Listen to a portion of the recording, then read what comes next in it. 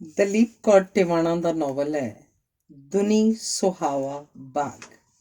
ਸਮਰਪਣ ਹੈ ਵੀਰੇ ਲਈ, ਜਿਹੜਾ ਆਪਣੀ ਮੌਤ ਨਾਲ ਇਹ ਯਾਦ ਕਰਵਾ ਗਿਆ ਕਿ ਦੁਨੀਆ ਦੇ ਇਸ ਸੁਹਾਵਣੇ ਬਾਗ ਵਿੱਚ ਅਸੀਂ ਪੰਛੀਆਂ ਵਾਂਗ ਪ੍ਰਾਹੁਣੇ ਹਾਂ। ਪਹਿਲਾ ਅੰਗ। ਮੰਦਰ ਵਿੱਚ ਭਾਗਵਤ ਪੁਰਾਣ ਦੀ ਕਥਾ ਸਮਾਪਤ ਹੋਈ ਤਾਂ ਬੇਜੀ ਬਸੰਤ ਕੌਰ ਤੇ ਬੀਬੀ ਰਾਮਦੇਈ ਮੱਥਾ ਟੇਕ ਕੇ ਪ੍ਰਸ਼ਾਦ ਲੈ ਕੇ ਮੰਦਰ ਤੋਂ ਬਾਹਰ ਆ ਗਈਆਂ। ਬੇਬੇ ਜੀ ਹੈ ਨਹੀਂ ਗੱਲਾਂ ਸਾਰੀਆਂ ਸੱਚੀਆਂ। ਰਾਮਦੇਈ ਨੇ ਬੇਜੀ ਦੇ ਨਾਲ ਉਹਦੀ ਚੌਕ ਕੋਲ ਖੜੀ ਪੁਰਾਣੇ ਵੇਲਿਆਂ ਦੀ ਅੰਬੈਸਡਰ ਕਾਰ ਵੱਲ ਆਉਂਦੀ ਨੇ ਆਖਿਆ। ਉਹਨਾਂ ਕੋਲ ਸ਼ਕਤੀ ਸੀ, ਉਹ ਸਭ ਕੁਝ ਦੇਖ ਸਕਦੇ ਸੀ। ਬੇਜੀ ਬਸੰਤ ਕੌਰ ਨੇ ਜਵਾਬ ਦਿੱਤਾ, ਉਹ ਐਂ ਜੀ ਚਿੱਤ ਕਰਦਾ ਹੈ ਵੀ ਜਾਣੀ ਹਰ ਰੋਜ਼ ਹੀ ਆ ਜਾਇਆ ਕਰੀਏ ਕਥਾ ਸੁਣਨ, ਪਰ ਦੂਰ ਬੜੀ ਹੈ। ਦੂਜਾ ਅੱਗ ਲੱਗਣੇ ਗੋਡੇ ਨਹੀਂ ਹੁਣ ਤੁਰਦੇ ਚੱਜ ਨਾਲ। ਹਾਂ, ਤੂੰ ਜਿੱਦਣ ਪੁੰਨਦਾਨ ਕਰਨ ਆਉਂਦੀ ਹੁੰਦੀ ਹੈ ਮੈਨੂੰ ਜ਼ਰੂਰ ਨਾਲ ਲੈ ਆਇਆ ਕਰ ਬੇਬੇ, ਰਾਮਦੇਈ ਬੋਲੀ। ਦੂਰ ਕਰਕੇ ਗੱਡੀ ਲਿਆਂਦੀ। ਗੁਰਦੁਆਰੇ ਤਾਂ ਮੈਂ ਪੈਦਲ ਹੀ ਜਾਂਦੀ ਹਾਂ ਵੀ ਇੱਕ ਤਾਂ ਨੈਣ ਪ੍ਰਾਣ ਤੁਰਦੇ ਰਹਿਣ, ਦੂਜਾ ਆਖਦੇ ਨੇ ਜੇ ਤੁਸੀਂ ਰੱਬ ਵੱਲ 2 ਕਦਮ ਤੁਰ ਕੇ ਜਾਓ 4 ਕਦਮ ਤੁਰ ਕੇ ਤੁਹਾਡੇ ਵੱਲ ਆਉਂਦਾ ਹੈ। ਬੇਜੀ ਨੇ ਉੱਤਰ ਦਿੱਤਾ। ਕਾਰ 'ਚ ਬੈਠ ਕੇ ਉਹ ਲੀਲਾ ਭਵਨ ਦੇ ਕੋਲ ਅਜੀਤ ਨਗਰ ਪਹੁੰਚ ਗਈਆਂ। ਅੱਜ ਤੋਂ 20-30 ਸਾਲ ਪਹਿਲਾਂ ਇਹ ਅਜੀਤ ਨਗਰ ਹੁੰਦਾ ਹੀ ਨਹੀਂ ਸੀ। ਇਸ ਸਾਰੇ ਇਲਾਕੇ 'ਚ ਸਿਰਫ 2-3 ਹੀ ਕੋਠੀਆਂ ਸਨ। ਇੱਕ ਸੰਤ ਨਿਵਾਸ, ਦੂਜੀ ਭਦੌੜੀਆਂ ਦੀ ਕੋਠੀ ਤੇ ਤੀਜੀ ਕੱਚੀ ਕੋਠੀ। ਕੱਚੀ ਕੋਠੀ ਦਾ ਨਾਮ ਪਤਾ ਨਹੀਂ ਕਿਵੇਂ ਕੱਚੀ ਕੋਠੀ ਪੈ ਗਿਆ ਸੀ, ਉਂਝ ਹੈ ਉਹ ਵੀ ਪੱਕੀ ਕੋਠੀ ਸੀ। 20 ਕੁ ਸਾਲ ਪਹਿਲਾਂ ਇਹ ਸਾਰੀ ਜ਼ਮੀਨ ਇੱਕ ਵਕੀਲ ਨੇ ਸਸਤੀ ਖਰੀਦ ਲਈ ਤੇ ਪਲਾਟ ਬਣਾ ਕੇ ਵੇਚ ਦਿੱਤੇ। ਉਹਨਾਂ ਪਲਾਟਾਂ 'ਚ ਕੁਝ ਹੀ ਸਾਲਾਂ 'ਚ ਛੋਟੀਆਂ ਵੱਡੀਆਂ ਕੋਠੀਆਂ ਬਣ ਗਈਆਂ ਤੇ ਇਹਨਾਂ ਸਾਰੀਆਂ ਕੋਠੀਆਂ ਵਾਲੇ ਇਲਾਕੇ ਦਾ ਨਾਮ ਉਸ ਵਕੀਲ ਨੇ ਅਜੀਤ ਨਗਰ ਰੱਖਿਆ ਸੀ। ਅਜੀਤ ਉਹਦੀ ਬੇਟੀ ਦਾ ਨਾਮ ਸੀ। ਹੁਣ ਤਾਂ ਇਉਂ ਲੱਗਦਾ ਜਿਵੇਂ ਹਮੇਸ਼ਾ ਤੋਂ ਇਹ ਅਜੀਤ ਨਗਰ ਇੱਥੇ ਹੀ ਸੀ। ਅਜੀਤ ਨਗਰ 'ਚ ਬਹੁਤੀਆਂ ਕੋਠੀਆਂ ਪਿੰਡਾਂ ਵਾਲੇ ਲੋਕਾਂ ਦੀਆਂ ਸਨ। ਇਸ ਕਰਕੇ ਇਹਨਾਂ 'ਚ ਆਪਸੀ ਲੈਣ ਦੇਣ, ਦੁੱਖ ਦੇ ਸੁੱਖ ਦੇ, ਉੱਠਣ ਬੈਠਣ ਪਿੰਡਾਂ ਵਰਗਾ ਹੀ ਸਹਿਜ ਤੇ ਸਰਲ ਸੀ। ਸੰਤ ਨਿਵਾਸ ਵਾਲੀ ਬੇਜੀ ਤਾਂ ਜਿਵੇਂ ਸਭ ਦੀ ਸਾਂਝੀ ਸੀ। ਦੁੱਖ ਸੁੱਖ ਫੋਲਣ, ਉਧਾਰ ਸੁਧਾਰ ਲੈਣ, ਗੱਲਬਾਤ ਕਰਨ, ਸਲਾਹ ਮਸ਼ਵਰੇ ਦੀ ਖਾਤਰ ਔਰਤਾਂ ਉਹਨਾਂ ਕੋਲ ਆਈਆਂ ਹੀ ਰਹਿੰਦੀਆਂ। ਉਹ ਹਥਲਾ ਕੰਮ ਵੀ ਕਰੀ ਜਾਂਦੀ ਤੇ ਅਗਲੀ ਨਾਲ ਗੱਲਾਂ ਵੀ ਕਰੀ ਜਾਂਦੀ ਤੇ ਨਾਲ ਹੀ ਮੱਤਾਂ ਵੀ ਦੇਈ ਜਾਂਦੀ। ਵਿੱਚ ਉਹ ਕੋਈ ਟਿੱਚਰ ਵੀ ਕਰ ਦਿੰਦੀ, ਗਾਲ ਦੁੱਪੜ ਵੀ ਦੇ ਦਿੰਦੀ। ਕੋਈ ਉਹਦਾ ਬੁਰਾ ਨਹੀਂ ਸੀ ਮਨਾਉਂਦਾ, ਹਰਖ ਨਹੀਂ ਸੀ ਕਰਦਾ। 65 ਵਰ੍ਹਿਆਂ ਦੀ ਬੇਜੀ ਬਸੰਤ ਕੌਰ ਦਾ ਜਿਸਮ ਅਜੇ ਵੀ ਨਰੋਆ ਪਿਆ ਸੀ। ਚਿਹਰਾ ਅਜੇ ਦਗ ਕਰਦਾ ਸੀ। ਮਾੜੇ ਜਿਹੇ ਗੋਡਿਆਂ ਦੇ ਦਰਦ ਤੋਂ ਬਿਨਾਂ ਅਜੇ ਉਹਨਾਂ ਦਾ ਕੁਝ ਨਹੀਂ ਸੀ ਵਿਗੜਿਆ। ਬੀਬੀ ਰਾਮਦੇਈ ਭਾਵੇਂ ਇੱਕ ਉੱਤੇ 60 ਵਰ੍ਹਿਆਂ ਦੀ ਹੋ ਚੁੱਕੀ ਸੀ, ਪਰ ਉਹ ਅਜੇ ਬੀਬੀ ਸੀ, ਕਿਉਂਕਿ ਨਾ ਉਹਦਾ ਕਾਜ ਰਚਾਇਆ ਗਿਆ, ਨਾ ਉਹਨੂੰ ਡੋਲੀ ਪਾਇਆ ਗਿਆ ਤੇ ਨਾ ਹੀ ਉਹ ਬੀਬੀ ਤੇ ਤੋਂ ਵਹੁਟੀ ਤੋਂ ਮਾਂ ਤੇ ਮਾਂ ਤੋਂ ਅੰਮਾ ਬਣੀ। ਉਹ ਜੈ ਰਾਮ ਪੰਡਤ ਦੀ ਭੈਣ ਹੈ। ਜੈ ਰਾਮ ਪੰਡਤ ਦੀ ਅਰਨਾ ਵਰਨਾ ਚੌਕ ਵਿੱਚ ਕਾਪੀਆਂ ਕਿਤਾਬਾਂ ਦੀ ਦੁਕਾਨ ਹੈ। ਉਂਝ ਉਹ ਗਾਹਕ ਦੇ ਆਖਣ ਉੱਪਰ ਜਨਮ ਪੱਤਰੀਆਂ ਟੇਵੇ ਵੀ ਬਣਾ ਦਿੰਦੇ ਨੇ। ਜੈ ਰਾਮ ਪੰਡਤ ਦੀ ਵਹੁਟੀ ਨੂੰ ਗੁਜ਼ਰਿਆਂ ਬਹੁਤ ਸਾਲ ਹੋ ਗਏ ਨੇ। ਉਹਦੇ ਦੋਵੇਂ ਮੁੰਡੇ ਬੀਬੀ ਰਾਮਦੇਈ ਨੇ ਹੀ ਪਾਲੇ। ਹੁਣ ਤਾਂ ਸੁੱਖ ਨਾਲ ਵੱਡਾ ਸਕੂਲ 'ਚ ਮਾਸਟਰ ਹੈ ਤੇ ਛੋਟੇ ਨੇ ਦਿੱਲੀ ਦਵਾਈਆਂ ਦੀ ਦੁਕਾਨ ਪਾ ਲਈ ਹੈ। ਬੀਬੀ ਰਾਮਦੇਈ ਕੇ ਪਹਿਲਾਂ ਜੰਡ ਗਲੀ 'ਚ ਰਹਿੰਦੇ ਸੀ। ਉਹ ਘਰ ਪੁਰਾਣਾ ਵੀ ਸੀ ਤੇ ਛੋਟਾ ਵੀ ਸੀ। ਵਕੀਲ ਸਾਹਿਬ ਨੇ ਪੰਡਤ ਜੈ ਰਾਮ ਨੂੰ ਪਲਾਟ ਕੁਝ ਸਸਤਾ ਵੀ ਦੇ ਦਿੱਤਾ ਸੀ। ਅਜੀਤ ਨਗਰ 'ਚ ਆਪਣੀ ਕੋਠੀ ਸੰਤ ਨਿਵਾਸ ਪਹੁੰਚ ਕੇ ਬੇਜੀ ਨੇ ਬੀਬੀ ਰਾਮਦੇਈ ਨੂੰ ਰੋਕ ਲਿਆ ਕਿ ਚਾਹ ਪੀ ਕੇ ਜਾਵੇ। ਵਹੁਟੀ ਤੋਰ ਦਿੱਤੀ ਵਿਦਾ ਕਰਕੇ। ਚਾਹ ਪੀਂਦਿਆਂ ਬੀਬੀ ਰਾਮਦੇਈ ਨੇ ਬੇਜੀ ਤੋਂ ਪੁੱਛਿਆ, ਕਾਹਨੂੰ? ਮੈਂ ਤਾਂ ਇੱਥੇ ਹੀ ਕੇਸ ਕਰਵਾਉਂਗੀ ਗਰਿਆਲਣੀ ਤੋਂ। ਡਾਕਟਰਨੀ ਬੜੀ ਚੰਗੀ ਹੈ, ਨਾਲੇ ਮਸਾਂ ਤਾਂ ਖੂਹੀ ਡੋਬੀ ਪੈ ਕੇ ਕਿਤੇ ਰੱਬ ਭੁੱਲਿਆ। ਮੈਂ ਤਾਂ ਸ਼ੁਕਰ ਕਰਦੀ ਹਾਂ ਵੀ ਕੋਈ ਮੇਰੇ ਇਕੱਲੇ ਪੁੱਤ ਦੀ ਪਿੱਠ ਢੱਕਣ ਵਾਲਾ ਤਾਂ ਬਣੂ। ਪਰ ਇੱਕ ਗੱਲ ਦੱਸਾਂ ਬੇਬੇ, ਬਹੂ ਨੂੰ ਹਸਪਤਾਲ ਨਾ ਭੇਜੀ। ਉੱਥੇ ਤਾਂ ਜਿੱਥੇ ਪਾਉਣਗੇ ਖਬਰ ਨਹੀਂ ਕਿਹੋ ਜਿਹਾ ਥਾਂ ਹੋਊ।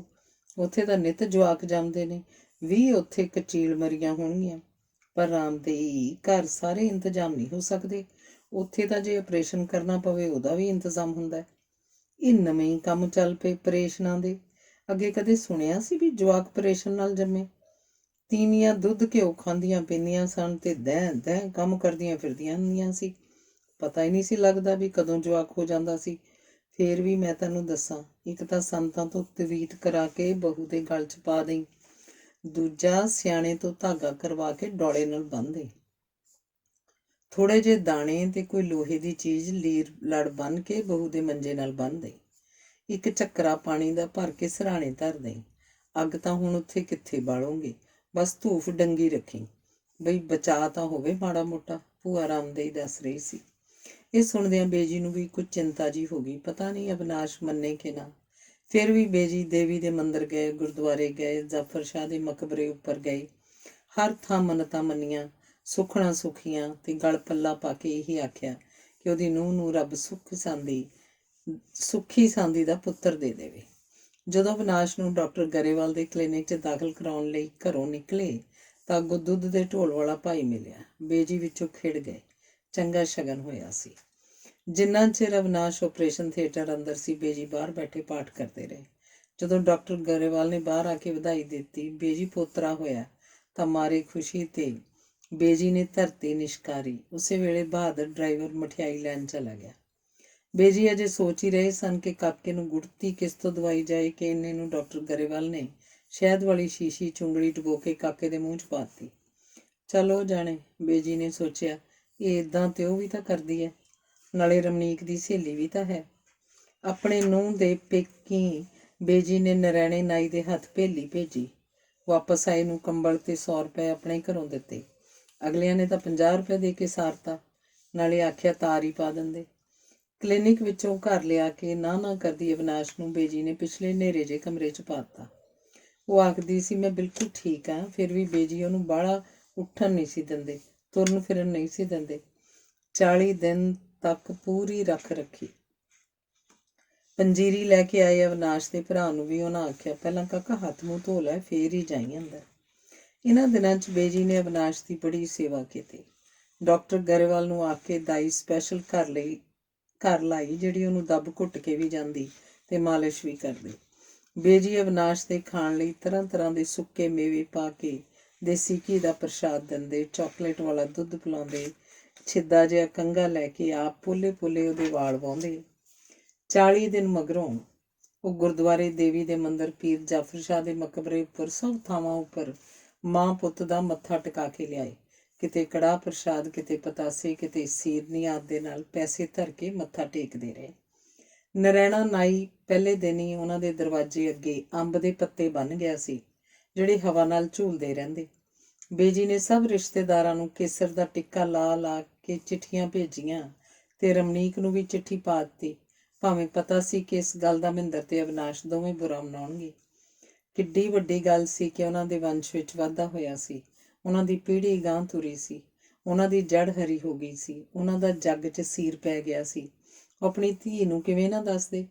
ਉਹਨੇ ਵੀ ਅੱਗੋਂ ਮੁਬਾਰਕ ਦੀ ਤਾਰ ਪਾ ਦਿੱਤੀ। ਇਸ ਗੱਲ ਬਾਰੇ ਬੇਜੀ ਨੇ ਨੂੰਹ ਪੁੱਤ ਨੂੰ ਨਹੀਂ ਸੀ ਦੱਸਿਆ।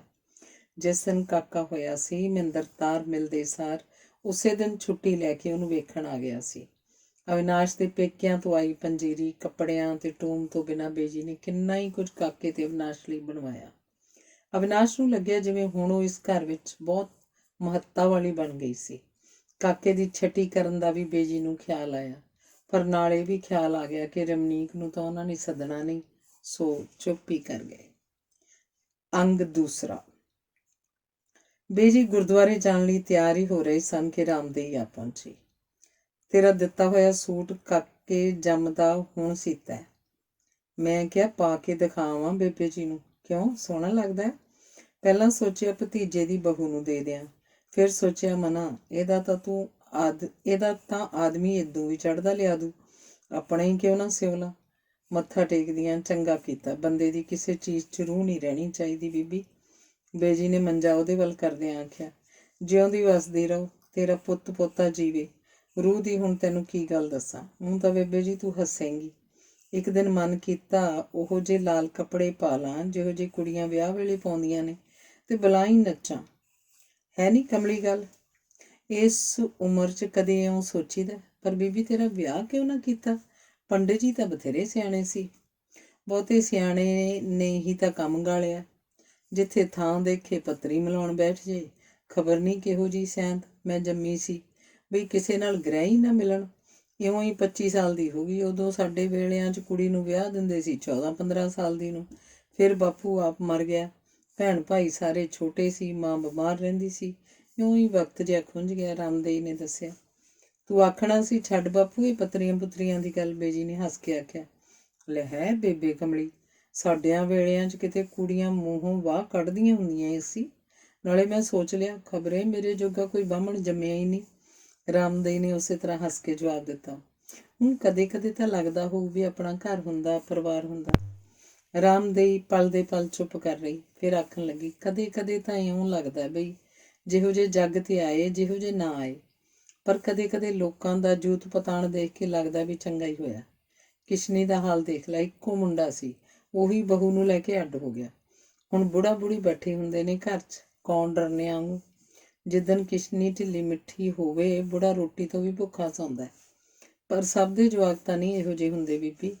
ਜਵਾਕ ਤਾਂ ਨਹੀਂ ਹੁੰਦੇ, ਪਰ ਬੇਗਾਨੀਆਂ ਆ ਕੇ ਘਰਦਿਆਂ ਨੂੰ ਵੀ ਬੇਗਾਨੇ ਬਣਾ ਦਿੰਦੀਆਂ ਨੇ।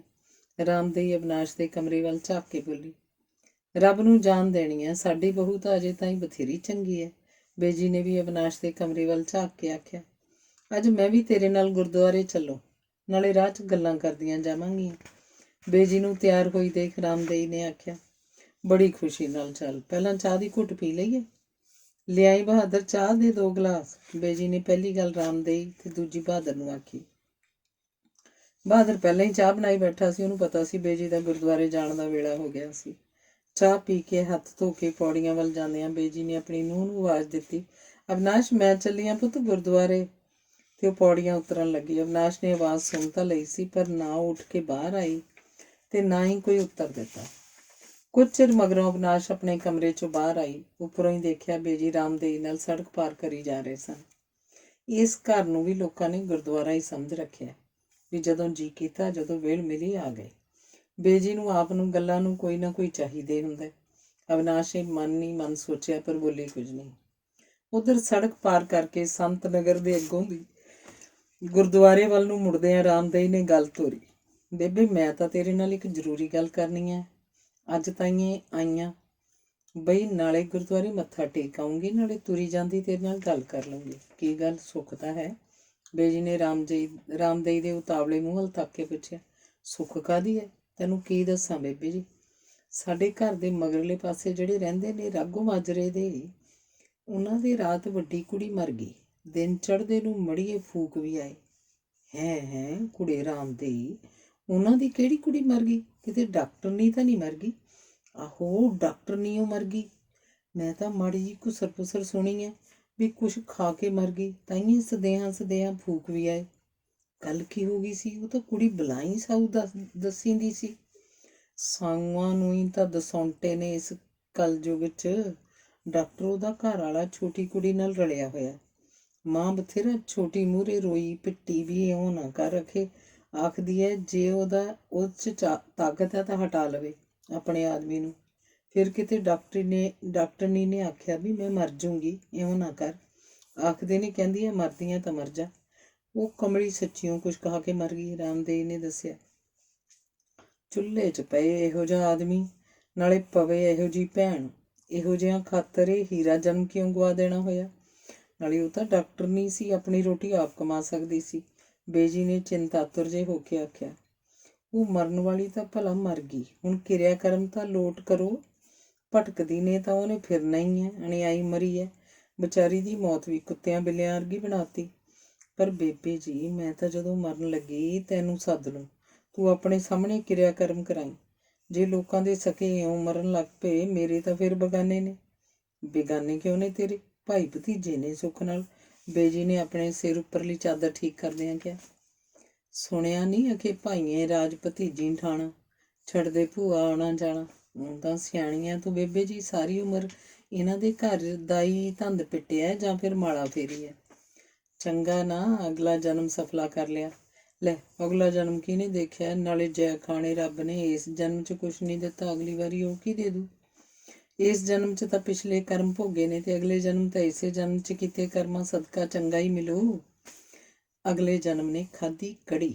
ਮੈਂ ਤਾਂ ਸੋਚਦੀ ਹਾਂ ਜੇ ਇਹਨਾਂ ਨੇ ਮੇਰਾ ਕਿਰਿਆ ਕਰਮ ਹੀ ਠੀਕ ਤਰ੍ਹਾਂ ਨਾ ਕੀਤਾ, ਮੈਂ ਤਾਂ ਉਹੀ ਪ੍ਰੇਤ ਜੂਨ 'ਚ ਤੁਰੀ ਫਿਰੂ ਤੇ ਆਖਿਆ ਕਰੂੰ ਚੱਲ ਮਨਾ ਬੇਬੇ ਦੇ ਘਰ ਚੱਲੀਏ, ਚਾਹ ਪੀ ਕੇ ਆਈਏ। ਰਾਮਦਈ ਨੇ ਹੱਸ ਕੇ ਆਖਿਆ, ਕਿਰਿਆ ਕਰਮ ਠੀਕ ਤਰ੍ਹਾਂ ਕਿਉਂ ਨਹੀਂ ਕਰਨਗੇ? ਪੰਡਤਾਂ ਨੂੰ ਤਾਂ ਸਭ ਕਾਸੇ ਦਾ ਪਤਾ ਹੁੰਦਾ। ਅੱਜ ਕੱਲ੍ਹ ਦੇ ਕਾਹਦੇ ਪੰਡਤ ਨੇ, ਬਸ ਨਾਂ ਦੇ ਹੀ ਪੰਡਤ ਨੇ।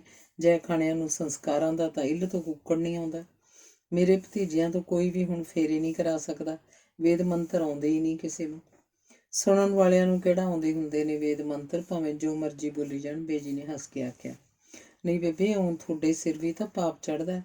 ਮੈਨੂੰ ਤਾਂ ਇਹ ਵੀ ਲੱਗਦਾ ਹੈ ਅੱਜ ਕੱਲ੍ਹ ਇੰਨੇ ਵਿਆਹ ਖੇ ਖਰਾਬ 'ਚ ਹੋ ਰਹੇ ਨੇ। ਜ਼ਰੂਰ ਪੱਤਰੀਆਂ ਮੇਲਣ 'ਚ ਤੇ ਥਵਾਰ ਵਿਚਾਰਨ 'ਚ, ਦਿਨ ਸ਼ੁੱਧ ਧਰਨ 'ਚ ਤੇ ਵਿਆਹ ਦੇ ਸੰਸਕਾਰ ਕਰਨ 'ਚ ਕਿਧਰੇ ਕਸਰ ਰਹਿ ਜਾਂਦੀ ਹੈ। ਉਹ ਤਾਂ ਰੱਬ ਜਾਣੇ। ਉਹ ਤਾਂ ਅੱਜ ਕੱਲ੍ਹ ਕਲਯੁਗੀ ਜੀਵ ਦੀ ਬੁੱਧ ਭ੍ਰਿਸ਼ਟ ਹੁੰਦੀ ਨੂੰ ਕਿਹੜਾ ਚਿਰ ਲੱਗਦਾ। ਹਾਂ ਸੱਚ ਬੇਬੇ, ਮੈਂ ਤਾਂ ਯਾਦ ਕਰਨ ਲੱਗੀ ਤੈਨੂੰ ਸੱਦ ਲੂੰ। ਮੈਂ ਤਾਂ ਮਰਨ ਲੱਗੀ ਤੈਨੂੰ ਸੱਦ ਲੂੰ। ਆ ਜੀ ਜ਼ਰੂਰ ਹਾੜੇ ਮੇਰੀ ਬੇਬੇ। ਪਹਿਲੀ ਗੱਲ ਤਾਂ ਇਹ ਯਾਦ ਰੱਖੀ ਵੀ ਜਦੋਂ ਕੋਈ ਸਾਹ ਰਹਿੰਦਾ ਹੋਵੇ ਮੈਨੂੰ ਭੁੰਜੇ ਲਹਾ ਦੇ। ਮੰਜੇ ਉੱਪਰ ਮਰਨਾ ਚੰਗਾ ਨਹੀਂ ਹੁੰਦਾ। ਪੰਡਤਾਂ ਨੂੰ ਮੈਂ ਆਪ ਆਖ ਰੱਖੂੰ ਕਿਸੇ ਨੂੰ ਵੀ ਜਦੋਂ ਮੈਂ ਬਾਹਲੀ ਢਿੱਲੀ ਹੋਈ ਗੀਤਾ ਦੇ ਦੂਜੇ ਅਧਿਆਏ ਦਾ ਪਾਠ ਕਰਨਾ ਸ਼ੁਰੂ ਕਰ ਦੇਵੇ। ਤੁਹਾਡੇ ਸਿੱਖਾਂ ਦੇ ਜਪਜੀ ਜਾਂ ਸੁਖਮਨੀ ਦਾ ਪਾਠ ਉੱਚੀ ਉੱਚੀ ਕਰਨ ਲੱਗ ਜਾਂਦੇ ਨੇ ਬਈ ਬੰਦੇ ਦੀ ਸੁਰਤੀ ਭਟਕੇ ਨਾ, ਰੱਬ ਵਾਲੇ ਪਾਸੇ ਧਿਆਨ ਲੱਗਿਆ ਰਹੇ। ਬਾਕੀ ਰਿਹਾ ਗਊ ਦਾ ਨੂੰ ਮੈਂ ਪਹਿਲਾਂ ਹੀ ਕਰਵਾ ਛੱਡੂੰਗੀ। ਤੂੰ ਬੜੀ ਬਹੂ ਨੂੰ ਦੱਸ ਦਈ ਵੀ ਮਰੇ ਬੰਦੇ ਨੂੰ ਦਹੀਂ ਨਾਲ ਨਹਾਉਣਾ ਹੁੰਦਾ ਹੈ। ਕੋਰੇ ਕੱਪੜੇ ਮੈਂ ਆਪਣੀ ਮਾਂ ਵਾਲੇ ਟਰੰਕ 'ਚ ਵੱਖਰੇ ਰੱਖੇ ਹੋਏ ਨੇ। ਬਾਕੀ ਅਰਥੀ ਉੱਪਰ ਦਾਣੇ ਪਾ ਕੇ ਤੇ ਰੁਪਈਆ ਪੈਰਾਂ ਕੰਨੀ ਰੱਖ ਕੇ ਮੱਥਾ ਟੇਕ ਦੇਵੇ। ਮਗਰੋਂ ਬਾਕੀ ਦੇ ਸਭ ਪੈਸੇ ਧਰ ਮੱਥਾ ਟੇਕੀ ਜਾਣਗੇ। ਮਗਰੋਂ ਇਹ ਦਾਣੇ ਤੇ ਰੁਪਈਏ ਬਾਹਮਣ ਨੂੰ ਦੇ ਦੇਈਦੇ ਨੇ। ਬਾਕੀ ਉਹਨਾਂ ਨੂੰ ਦੱਸ ਦੇਈ ਵੀ ਪੁੱਠੀ ਚੱਕੀ ਫੇਰ ਕੇ ਜੌਂ ਪੀ ਕੇ ਉਸ ਆਟੇ ਦੇ 4 ਪਿੰਨ ਬਣਾ ਲਈਦੇ ਨੇ। ਇੱਕ ਪਿੰਨ ਤਾਂ ਅਰਥੀ ਚੁੱਕਣ ਤੋਂ ਪਹਿਲਾਂ ਹੀ ਭੰਨ ਦੇਈਦਾ, ਜਾਨਵਰਾਂ ਨੂੰ ਪਾ ਦੇਈਦਾ। ਦੂਜਾ ਪਿੰਨ ਤੇ ਕੋਰਾ ਝੱਕਰਾ ਮੜੀਆਂ ਦੇ ਰਾਹ ਤੇ ਅੱਧ ਵਿਚਕਾਰ ਭੰਨੀਦਾ। ਤੀਜਾ ਮੜੀਆਂ ਦੇ ਨੇੜੇ, ਚੌਥਾ ਮੜੀਆਂ ਦੇ ਵਿੱਚ ਜਾ ਕੇ। ਬਾਕੀ ਮਰੇ ਹੋਏ ਬੰਦੇ ਨੂੰ ਲੈ ਕੇ ਜਾਂਦਿਆਂ ਪੈਰ ਮੂਹਰੇ ਤੇ ਸਿਰ ਮਗਰ ਰੱਖੀਦੇ ਨੇ। ਤੂੰ ਤਾਂ ਬੀਬੀ ਐਂ ਗੱਲਾਂ ਕਰਦੀਆਂ ਜਿਵੇਂ ਵਿਆਹ ਜਾਣਾ ਹੋਵੇ ਤਿਆਰੀ ਕਰਕੇ। ਜੇ ਕੋਈ ਪੁੱਤਾਂ ਪੋਤਿਆਂ ਵਾਲਾ ਬੁੜਾ ਬੁੜੀ ਮਰੇ ਫੇਰ ਤਾਂ ਵਿਆਹ ਵਰਗਾ ਹੀ ਕੰਮ ਹੁੰਦਾ। ਅਗਲੇ ਬਬਾਨ ਕੱਢਦੇ ਨੇ, ਗਦੌੜਾ ਫੇਰਦੇ ਨੇ, ਮਠਿਆਈ ਪਕਾਉਂਦੇ ਨੇ, ਅੰਗਾਂ ਸਾਕਾਂ ਨੂੰ ਸਾਦੇ ਨੇ। ਪਰ ਮੇਰੇ ਵਰਗੀ ਦਾ ਤਾਂ ਕਿਰਿਆ ਕਰਮ ਹੀ ਲੋਟ ਕਰ ਦੇਣ, ਇੰਨਾ ਹੀ ਬਥੇਰਾ। ਤੈਨੂੰ ਸੱਚ ਦੱਸਾਂ ਬੀਬੀ, ਮੈਂ ਤੈਨੂੰ ਕਦੇ ਇਉਂ ਡੋਲੀ ਨਹੀਂ ਸੀ ਦੇਖਿਆ। ਬੇਜੀ ਬੋਲੇ, ਡੋਲੀ ਤਾਂ ਮੈਂ ਅੱਜ ਵੀ ਨਹੀਂ। ਸੋਚਿਆ ਤੈਨੂੰ ਸਮਝਾ ਦਿਆਂ। ਵੱਡੇ ਮੁੰਡੇ ਨੂੰ ਦੱਸ ਦਈ, ਭਤੀਜੇ ਮੇਰੇ ਨੂੰ, ਵੀ ਕਪਾਲ ਕਿਰਿਆ ਮਗਰੋਂ ਜਦੋਂ ਇਹ ਜਲ ਹਟੇ, ਇੱਕ ਹੱਡੀ ਕੱਢ ਕੇ ਕਿਧਰੇ ਦੂਰ ਦੱਬ ਆਵੇ ਤੇ ਜੇ ਕੋਈ ਸਿਆਣਾ ਸਿਵਾ ਨਾ ਜਗਾ ਸਕੇ, ਮੁੜੇ ਆਉਂਦੇ ਮੂੰਹ 'ਚ ਮਾੜੀ ਜੀ ਨਿੰਮ ਜਾਂ ਅੱਕ ਚੱਬ ਲੈਣ। ਜਿਹਦਾ ਮਤਲਬ ਹੁੰਦਾ ਵੀ ਮਰਨ ਵਾਲੇ ਨੂੰ ਆਖ ਰਹੇ ਹੁਣ ਜਿਵੇਂ ਸਾਡੇ ਮੂੰਹ ਕੌੜੇ ਹੋ ਗਏ ਨੇ, ਤੂੰ ਵੀ ਸਾਡੇ ਨਾਲ ਕੌੜਾ ਹੋ ਜਾਈਂ। ਮਰਿਆਂ ਦਾ ਮੂੰਹ ਮਾੜਾ, ਤੇ ਜੇ ਮੂੰਹ 'ਚ ਰਹਿ ਜੇ ਅਗਲਾ ਮਰ ਕੇ ਵੀ ਭਟਕਦਾ ਤੁਰਿਆ ਫਿਰਦਾ। ਪਰ ਇਹ ਸਭ ਗੱਲਾਂ ਸਭ ਨੂੰ ਪਤਾ ਹੀ ਹੁੰਦੀਆਂ ਬੀਬੀ ਰਾਮਦੇ। ਬੇਜੀ ਨੇ ਇਹ ਆਖ ਕੇ ਜਿਵੇਂ ਉਹਨੂੰ ਇਸ ਵਿਸ਼ੇ ਤੇ ਗੱਲ ਕਰਨ ਤੋਂ ਰੋਕਣਾ ਚਾਹਿਆ। ਅੱਜ ਕੱਲ੍ਹ ਦਿਆਂ ਨੂੰ ਕੀ ਸੁਭਾਅ ਪਤਾ। ਨੀਵੀਂ ਹੱਟੀ ਵਾਲਾ ਮੱਖਣ ਲਾਲ ਜਦੋਂ ਮਰਿਆ ਸੀ, ਉਹਦੇ ਮੁੰਡੇ ਨੂੰ ਇਹ ਨਹੀਂ ਸੀ ਪਤਾ ਵੀ ਫੁੱਲ ਚੁੱਕ ਕੇ ਦੁੱਧ 'ਚ ਧੋ ਕੇ ਗੁੱਥਲੀ 'ਚ ਪਾ ਲਈਦੇ ਨੇ। ਆਦਮੀਆਂ ਲਈ ਚਿੱਟੀ ਗੁੱਥਲੀ ਹੁੰਦੀ ਹੈ, ਤੀਵੀਆਂ ਲਈ ਲਾਲ। ਜਦ ਕਮਲਾ ਉਹ ਫੁੱਲਾਂ ਨੂੰ ਘਰ ਨੂੰ ਚੱਕੀ ਆਵੇ, ਸਮਝਾਇਆ ਵੀ ਕਮਲਿਆ ਇਹ ਤਾਂ ਮੜੀਆਂ 'ਚ ਹੀ ਦਰਖਤ ਨਾਲ ਟੰਗ ਆਈਦੇ ਨੇ ਤੇ ਉਸੇ ਦਿਨ ਹਰਿਦੁਆਰ ਗੰਗਾ 'ਚ ਪਾਉਣ ਚਲੇ ਜਾਈਦਾ। ਰਾਮਦੇਈ ਨੇ ਦੱਸਿਆ, ਪੰਡਤਾਂ ਦੇ ਘਰ ਜੰਮ ਕੇ ਤਾਂ ਤੇਰੇ ਭਤੀਜੇ ਸਭ ਕੁਝ ਜਾਣਦੇ ਹੀ ਹੋਣਗੇ। ਆਖੇ ਡੁੱਬੀ ਥਾਂ ਜੇ ਸਾਹ ਨਾ ਆਇਆ। ਪੰਡਤਾਂ ਦੇ ਘਰ ਬਸ ਜਨਮ ਹੀ ਲਿਆ, ਸੰਸਕਾਰ ਨਹੀਂ ਉਹਨਾਂ ਦੇ ਪੰਡਤਾਂ ਵਾਲੇ। ਇਸ ਲਈ ਤਾਂ ਤੈਨੂੰ ਦੱਸਦੀ ਹਾਂ ਸਾਰਾ ਕੁਛ। ਤੂੰ ਉਹਨਾਂ ਨੂੰ ਸਮਝਾ ਦੇਈਂ ਵੀ ਜਿਸ ਦਿਨ ਬੰਦੇ ਨੂੰ ਦਾਗ ਦੇਈਦਾ ਉਸੇ ਦਿਨ ਮਿੱਟੀ ਦੀ ਘੜੀ 'ਚ ਗਲੀ ਕਰਕੇ ਉਸ 'ਚ ਦੱਬ ਫਸਾ ਕੇ ਰੱਸੀ ਨਾਲ ਬੰਨ੍ਹ ਕੇ ਘੜੀ ਪਿੱਪਲ ਨਾਲ ਟੰਗ ਦੇਈਦੀ ਹੈ। ਹਰ ਰੋਜ਼ ਪਰਿਵਾਰ ਦਾ ਕੋਈ ਜੀਅ ਉਸ ਘੜੀ ਨੂੰ ਪਾਣੀ ਨਾਲ ਭਰ ਦਿੰਦਾ ਹੈ ਤੇ ਹਰ ਰੋਜ਼ ਉਸ ਗਲੀ ਵਿੱਚੋਂ ਦੱਬ ਥਾਣੀ ਪਾਣੀ ਦੇ ਟਪਕਣ ਨਾਲ ਉਹ ਘੜੀ ਖਾਲੀ ਹੋ ਜਾਂਦੀ ਹੈ। ਇਹ ਪਾਣੀ ਆਖਦੇ ਨੇ ਮਰੇ ਬੰਦੇ ਦੀ ਰੂਹ ਨੂੰ ਪਹੁੰਚਦਾ ਹੈ, ਜਿਹੜੀ ਰੱਬ ਵੱਲ ਸਫ਼ਰ ਕਰ ਰਹੀ ਹੁੰਦੀ ਹੈ। 10ਵੇਂ ਦਿਨ ਘਰ ਦੇ ਜੀਅ ਇਸ ਘੜੀ ਨੂੰ ਟੋਭੇ 'ਚ ਤੈਰ ਆਉਂਦੇ ਨੇ। ਫਿਰ ਕੱਪੜੇ ਧੋ ਕੇ ਸਿਰ ਨਹਾ ਕੇ ਉਹ ਘਰ ਮੁੜਦੇ ਨੇ। ਸੰਸਕਾਰ ਤੋਂ 13ਵੇਂ ਦਿਨ ਪੰਡਤ ਨੂੰ ਬੁਲਾ ਕੇ ਕਿਰਿਆ ਕਰਮ ਕੀਤਾ ਜਾਂਦਾ ਹੈ। ਮਰਨ ਵਾਲੇ ਦੇ ਨਾਂ ਤੇ ਪੂਜਾ ਕਰਵਾਈ ਜਾਂਦੀ ਹੈ। ਪੰਡਤ ਨੂੰ ਬਿਸਤਰਾ, ਭਾਂਡੇ, ਜੁੱਤੀ ਤੇ ਕੁਛ ਰੁਪਈਏ ਦਿੱਤੇ ਜਾਂਦੇ ਨੇ ਤੇ ਰੋਟੀ ਖਵਾਈ ਜਾਂਦੀ ਹੈ। ਫਿਰ 17ਵੇਂ ਦਿਨ ਬੰਦੇ ਦਾ ਸਰਾਧ ਕੀਤਾ ਜਾਂਦਾ ਹੈ। ਪਰ ਔਰਤ ਦਾ ਸਰਾਧ 16ਵੇਂ ਦਿਨ ਹੁੰਦਾ। ਜੇ ਸਮਝਾ ਦੇਈਂ ਵੀ 16ਵੇਂ ਦਿਨ ਸਰਾਧ ਕਰਨਾ ਨਾ ਭੁੱਲਣ। ਹੁਣ ਤਾਂ 12 ਵਾਲੇ ਦਿਨ ਪੱਗੜ ਦੀ ਰਸਮ ਕੀਤੀ ਜਾਂਦੀ ਹੈ। ਮਤਲਬ ਹੁੰਦਾ ਬਈ ਹੁਣ ਪੁੱਤਰ ਨੇ ਮਰੇ ਦੀ ਥਾਂ ਸੰਭਾਲ ਲਈ। ਪਰ ਮੇਰੇ ਵਰਗੇ ਖਾਲੀ ਤੁਰ ਜਾਣ ਵਾਲਿਆਂ ਲਈ ਨਹੀਂ ਇਹ ਰਸਮ ਕੀਤੀ ਜਾਂਦੀ। ਹੁਣ ਤਾਂ ਬਾਹਰੇ ਤੋਂ ਮਗਰੋਂ ਮਰਨ ਵਾਲੇ ਨਾਲ ਸਭ ਰਿਸ਼ਤੇ ਮੁੱਕ ਗਏ ਸਮਝ ਲਏ ਜਾਂਦੇ ਨੇ, ਤੇ ਸੋਗ ਦਾ ਸਮਾਂ ਮੁੱਕ ਜਾਂਦਾ ਹੈ। ਹੁਣ ਸਾਰਾ ਸਾਲ ਤਿੱਥ ਤਿਉਹਾਰ ਕੋਈ ਮਨਾਇਆ ਨਹੀਂ ਜਾਂਦਾ, ਕੜਾਹੀ ਨਹੀਂ ਚਾੜੀ ਜਾਂਦੀ, ਕਾਲੇ ਕੁੱਤੇ ਗਊ ਤੇ ਸਾਧੂਆਂ ਨੂੰ ਹਰ ਮੌਕੇ ਉੱਤੇ ਮਰਨ ਵਾਲੇ ਦੇ ਨਾਂ ਉੱਪਰ ਰੋਟੀ ਦਿੱਤੀ ਜਾਂਦੀ ਹੈ। ਇਹ ਗੱਲਾਂ ਦੱਸ ਦਈ ਮੇਰੀਆਂ ਭਤੀਜ ਨੂੰਹਾਂ ਨੂੰ। ਬਾਕੀ ਇਹ ਵੀ ਆਖ ਦਈ ਵੀ ਗੱਤ ਕਰਾਉਣ ਹੋਏ ਵੀ ਜਾਣ ਤੇ ਗਿਆ ਜੀ ਵੀ ਜਾਣ। ਫਿਰ 11ਵੇਂ ਮਹੀਨੇ ਵਰੀਨਾ ਕਰਕੇ ਮੱਥਾ ਟੇਕ ਦੇਣ, ਸਭ ਕੁਝ ਸੁੱਧ ਮਨ ਨਾਲ ਤੇ ਸ਼ਰਧਾ ਨਾਲ ਕਰਨ, ਤਾਂ ਜੋ ਮੇਰਾ ਭਲਾ ਹੋ ਜਾਏ। ਤੂੰ ਫਿਕਰ ਨਾ ਕਰ ਬੀਬੀ, ਮੈਂ ਆਪਣੇ ਸਾਹਮਣੇ ਕਰਵਾਉਂ ਸਭ ਕੁਝ, ਪਰ ਇਹ ਨਾ ਹੋਵੇ ਵੀ ਮੈਂ ਤੇਰੇ ਨਾਲੋਂ ਪਹਿਲਾਂ ਹੀ ਤੁਰ ਜਾ। ਬੇਜੀ ਨੇ ਹੱਸ ਕੇ ਆਖਿਆ। ਨਾ ਕੁੜੇ ਬੀਬੇ ਜੀ, ਇਉਂ ਨਾ ਆਖ। ਤੇਰੇ ਇਕੱਲੇ ਕਾਰੇ ਪੁੱਤ ਦਾ ਹੋਰ ਕੌਣ ਸਹਾਰਾ ਹੈ? ਸਹਾਰਾ ਤਾਂ ਰੱਬ ਦਾ ਹੀ ਹੈ, ਮੈਂ ਕਿਹੜਾ ਸਦਾ ਬੈਠੀ ਰਹਿਣਾ। ਗੁਰਦੁਆਰੇ ਵੀ ਲੋਕ ਮੇਲੇ ਵਾਂਗੂ ਆਉਣ ਲੱਗ ਪਏ। ਤੀਵੀਆਂ ਨੂੰ ਮਾਰ ਚੜ੍ਹਦੇ ਤੋਂ ਚੜ੍ਹਦੇ ਲੀੜੇ ਪਾ ਕੇ ਸੁਰਖੀ ਬਿੰਦੀ ਲਾ ਕੇ ਆਉਂਦੀਆਂ ਨੇ। ਰਾਮਦੇਈ ਨੇ ਗੁਰਦੁਆਰੇ ਦੇ ਆਲੇ ਦੁਆਲੇ ਦੀ ਭੀੜ ਵੱਲ ਝਾਕਦਿਆਂ ਆਖਿਆ। ਬੇਜੀ ਨੇ ਕੋਈ ਉੱਤਰ ਨਾ ਦਿੱਤਾ। ਉਹ ਮੂੰਹ ਵਿੱਚ ਵਾਹਿਗੁਰੂ ਵਾਹਿਗੁਰੂ ਕਰ ਰਹੇ ਸਨ। ਜੋੜੇ ਰੱਖ ਕੇ ਹੱਥ ਪੈਰ ਧੋ ਕੇ ਬੇਜੀ ਨੇ ਕੜਾਹ ਪ੍ਰਸ਼ਾਦ ਲਈ ਪਰਚੀ ਕਟਾਈ ਤੇ ਫਿਰ ਕੜਾਹ ਪ੍ਰਸ਼ਾਦ ਦੀ ਦੇਗ ਲਈ। ਪੌੜੀਆਂ ਚੜ੍ਹ ਕੇ ਜੋੜੀ ਵਿੱਚ ਅੱਜ ਦਾ ਵਾਕ ਪੜ੍ਹਿਆ ਤੇ ਅੰਦਰ ਜਾ ਕੇ ਮੱਥਾ ਟੇਕਿਆ। ਮਗਰੋਂ ਰਾਮਦੇਈ ਦੇ ਨਾਲ ਸਰੋਵਰ ਦੀ ਪਰਿਕਰਮਾ ਕੀਤੀ, ਮੂੰਹ ਹੱਥ ਧੋਤਾ, ਚਰਨਾਮਤ ਲਈ ਤੇ ਮਗਰੋਂ ਦੋਵੇਂ ਕਥਾ ਸੁਣਨ ਬੈਠ ਗਈਆਂ। ਸੰਤ ਮਹਾਰਾਜ ਦੱਸ ਰਹੇ ਸਨ ਕਿ ਜਦੋਂ ਗੁਰੂ ਗੋਬਿੰਦ ਸਿੰਘ ਜੀ ਦੇ ਦੋਵੇਂ ਛੋਟੇ ਬੱਚੇ ਸਰਹੰਦ ਕੰਧ 'ਚ ਚਿਣ ਕੇ ਸ਼ਹੀਦ ਕਰ ਦਿੱਤੇ ਗਏ ਸਨ, ਤਾਂ ਕਿਸੇ ਨੇ ਗੁਰੂ ਜੀ ਨੂੰ ਇਹਦੀ ਖਬਰ ਜਾ ਦਿੱਤੀ। ਖਬਰ ਸੁਣ ਕੇ ਗੁਰੂ ਜੀ ਦੀਆਂ ਅੱਖਾਂ 'ਚ ਹੰਝੂ ਆ ਗਏ। ਕੋਲ ਬੈਠੇ ਸਿੱਖਾਂ ਵਿੱਚੋਂ ਇੱਕ ਸਿੱਖ ਆਖਣ ਲੱਗਿਆ, ਮਹਾਰਾਜ, ਆਪ ਤਾਂ ਜਾਣੀ ਜਾਣੋ ਭਗਵਾਨ ਦੀ ਲੀਲਾ ਨੂੰ ਸਮਝਦੇ ਹੋ, ਫਿਰ ਵੀ ਆਪ ਸੰਸਾਰੀ ਲੋਕਾਂ ਵਾਂਗ ਪੁੱਤਰਾਂ ਦੀ ਮੌਤ ਉੱਪਰ ਰੋਂਦੇ ਹੋ। ਤੁਹਾਨੂੰ ਤਾਂ ਉਸ ਪ੍ਰਭੂ ਦਾ ਸ਼ੁਕਰਗੁਜ਼ਾਰ ਹੋਣਾ ਚਾਹੀਦਾ ਹੈ ਕਿ ਜਿਹਨੇ ਪੁੱਤਰਾਂ ਦੀ ਦਾਤ ਦਿੱਤੀ ਸੀ, ਉਹ ਵਾਪਸ ਲੈ ਗਿਆ ਤੇ ਬੱਚੇ ਪੱਤ ਸਿਓ ਰੱਬ ਘਰ ਗਏ ਹਨ। ਗੁਰੂ ਜੀ ਨੇ ਆਖਿਆ, ਭਾਈ, ਜਦੋਂ ਕੱਚਾ ਫਲ ਟੁੱਟਦਾ ਟਾਹਣੀ ਵੀ ਸਿਮਦੀ ਹੈ। ਮੈਂ ਤਾਂ ਫੇਰ ਇਨਸਾਨ ਹਾਂ। ਕਥਾ ਸੁਣਦਿਆਂ ਰਾਮਦੇਵ ਨੂੰ ਲੱਗਿਆ, ਇਹ ਮਹਾਂਪੁਰਸ਼ ਵੀ ਹੁੰਦੇ ਤਾਂ ਆਖਰ ਇਨਸਾਨ ਹੀ ਨੇ। ਤੇ ਗੁਰੂ ਜੀ ਦੇ ਛੋਟੇ ਛੋਟੇ ਬੱਚਿਆਂ ਦਾ ਮਰਨ ਸੁਣ ਕੇ ਜੀ ਜਿਹਾ ਘਬਰਾਇਆ। ਉੱਠ ਕੇ ਗੁਰਦੁਆਰੇ ਤੋਂ ਬਾਹਰ ਆ ਗਈ। ਉਸ ਬੇਰੀ ਵੱਲ ਚਲੀ ਗਈ ਜਿੱਥੇ ਕਿਸੇ ਵੇਲੇ 9ਵੇਂ ਗੁਰੂ ਜੀ ਆ ਕੇ ਬੈਠੇ ਸਨ ਤੇ ਜਿਸ ਥਾਂ ਤੋਂ ਸੁਖਣਾ ਵਾਰ ਆਉਂਦੀਆਂ ਸਨ। ਆਪਾਂ ਹੁਣ ਕੀ ਮੰਗਣਾ, ਸੋਚਦੀ ਉਹ ਉਸ ਥਾਂ ਨੂੰ ਪ੍ਰਣਾਮ ਕਰਕੇ ਮੁੜ ਸਰੋਵਰ ਵੱਲ ਚਲੀ ਗਈ। ਸਰੋਵਰ ਵਿੱਚ ਬਹੁਤ ਸਾਰੀਆਂ ਮੱਛੀਆਂ ਫਿਰ ਰਹੀਆਂ ਸਨ। ਉਹਨਾਂ ਵੱਲ ਦੇਖਦੀ ਉਹ ਉਡੀਕਣ ਲੱਗੀ ਕਦੋਂ ਬਾਕੀ ਕਥਾ ਮੁੱਕੇਗੀ ਤੇ ਬੇਜੀ ਬਸੰਤ ਕੌਰ ਘਰ ਜਾਣ ਲਈ ਕਦੋਂ ਆਏਗੀ। ਅੰਗ ਤੀਸਰਾ। ਬਾਵਾ ਵੱਡਾ ਹੋ ਰਿਹਾ ਸੀ। ਉਹ ਨਿੱਕੀਆਂ ਨਿੱਕੀਆਂ ਸ਼ਰਾਰਤਾਂ ਕਰਦਾ, ਨਿੱਕੇ ਨਿੱਕੇ ਕੰਮ ਵਿਗਾੜਦਾ, ਵਿਹੜੇ 'ਚ ਭੱਜਾ ਫਿਰਦਾ। ਬੇਜੀ ਨੂੰ ਬੜਾ ਹੀ ਪਿਆਰਾ ਲੱਗਦਾ। ਅਵਿਨਾਸ਼ ਭਾਵੇਂ ਇਸ ਗੱਲ ਨੂੰ ਚੰਗਾ ਨਹੀਂ ਸੀ ਸਮਝਦੀ। ਬੇਜੀ ਫਿਰ ਵੀ ਨਜ਼ਰ ਫਜ਼ਰ ਤੋਂ ਮਲੇਰ ਕੋਟਲੇ ਵਾਲੇ ਸਾਈਂ ਤੋਂ ਤਵੀਤ ਕਰਵਾ ਲਿਆਏ ਸਨ ਤੇ ਚਾਂਦੀ ਦਾ ਤਵੀਤ ਕਾਲੇ ਧਾਗੇ 'ਚ ਪਰੋ ਕੇ ਬਾਵੇ ਦੇ ਗਲ 'ਚ ਪਾ ਦਿੱਤਾ ਸੀ। ਕਿਸੇ ਦਿਨ ਬਾਵੇ ਨੂੰ ਢਿੱਲਾ ਮੱਠਾ ਦੇਖਦੇ ਤਾਂ ਲਾਲ ਮਿਰਚਾਂ ਉਹਦੇ ਸਿਰ ਉੱਪਰੋਂ ਦੀ ਵਾਰ ਕੇ ਚੁਰਸਤੇ ਤੋਂ ਲੋਕਾਂ ਦੇ ਪੈਰਾਂ ਦੀ ਮਿੱਟੀ ਚੁੱਕ ਕੇ ਚੁੱਲ੍ਹੇ 'ਚ ਪਾਉਂਦੇ।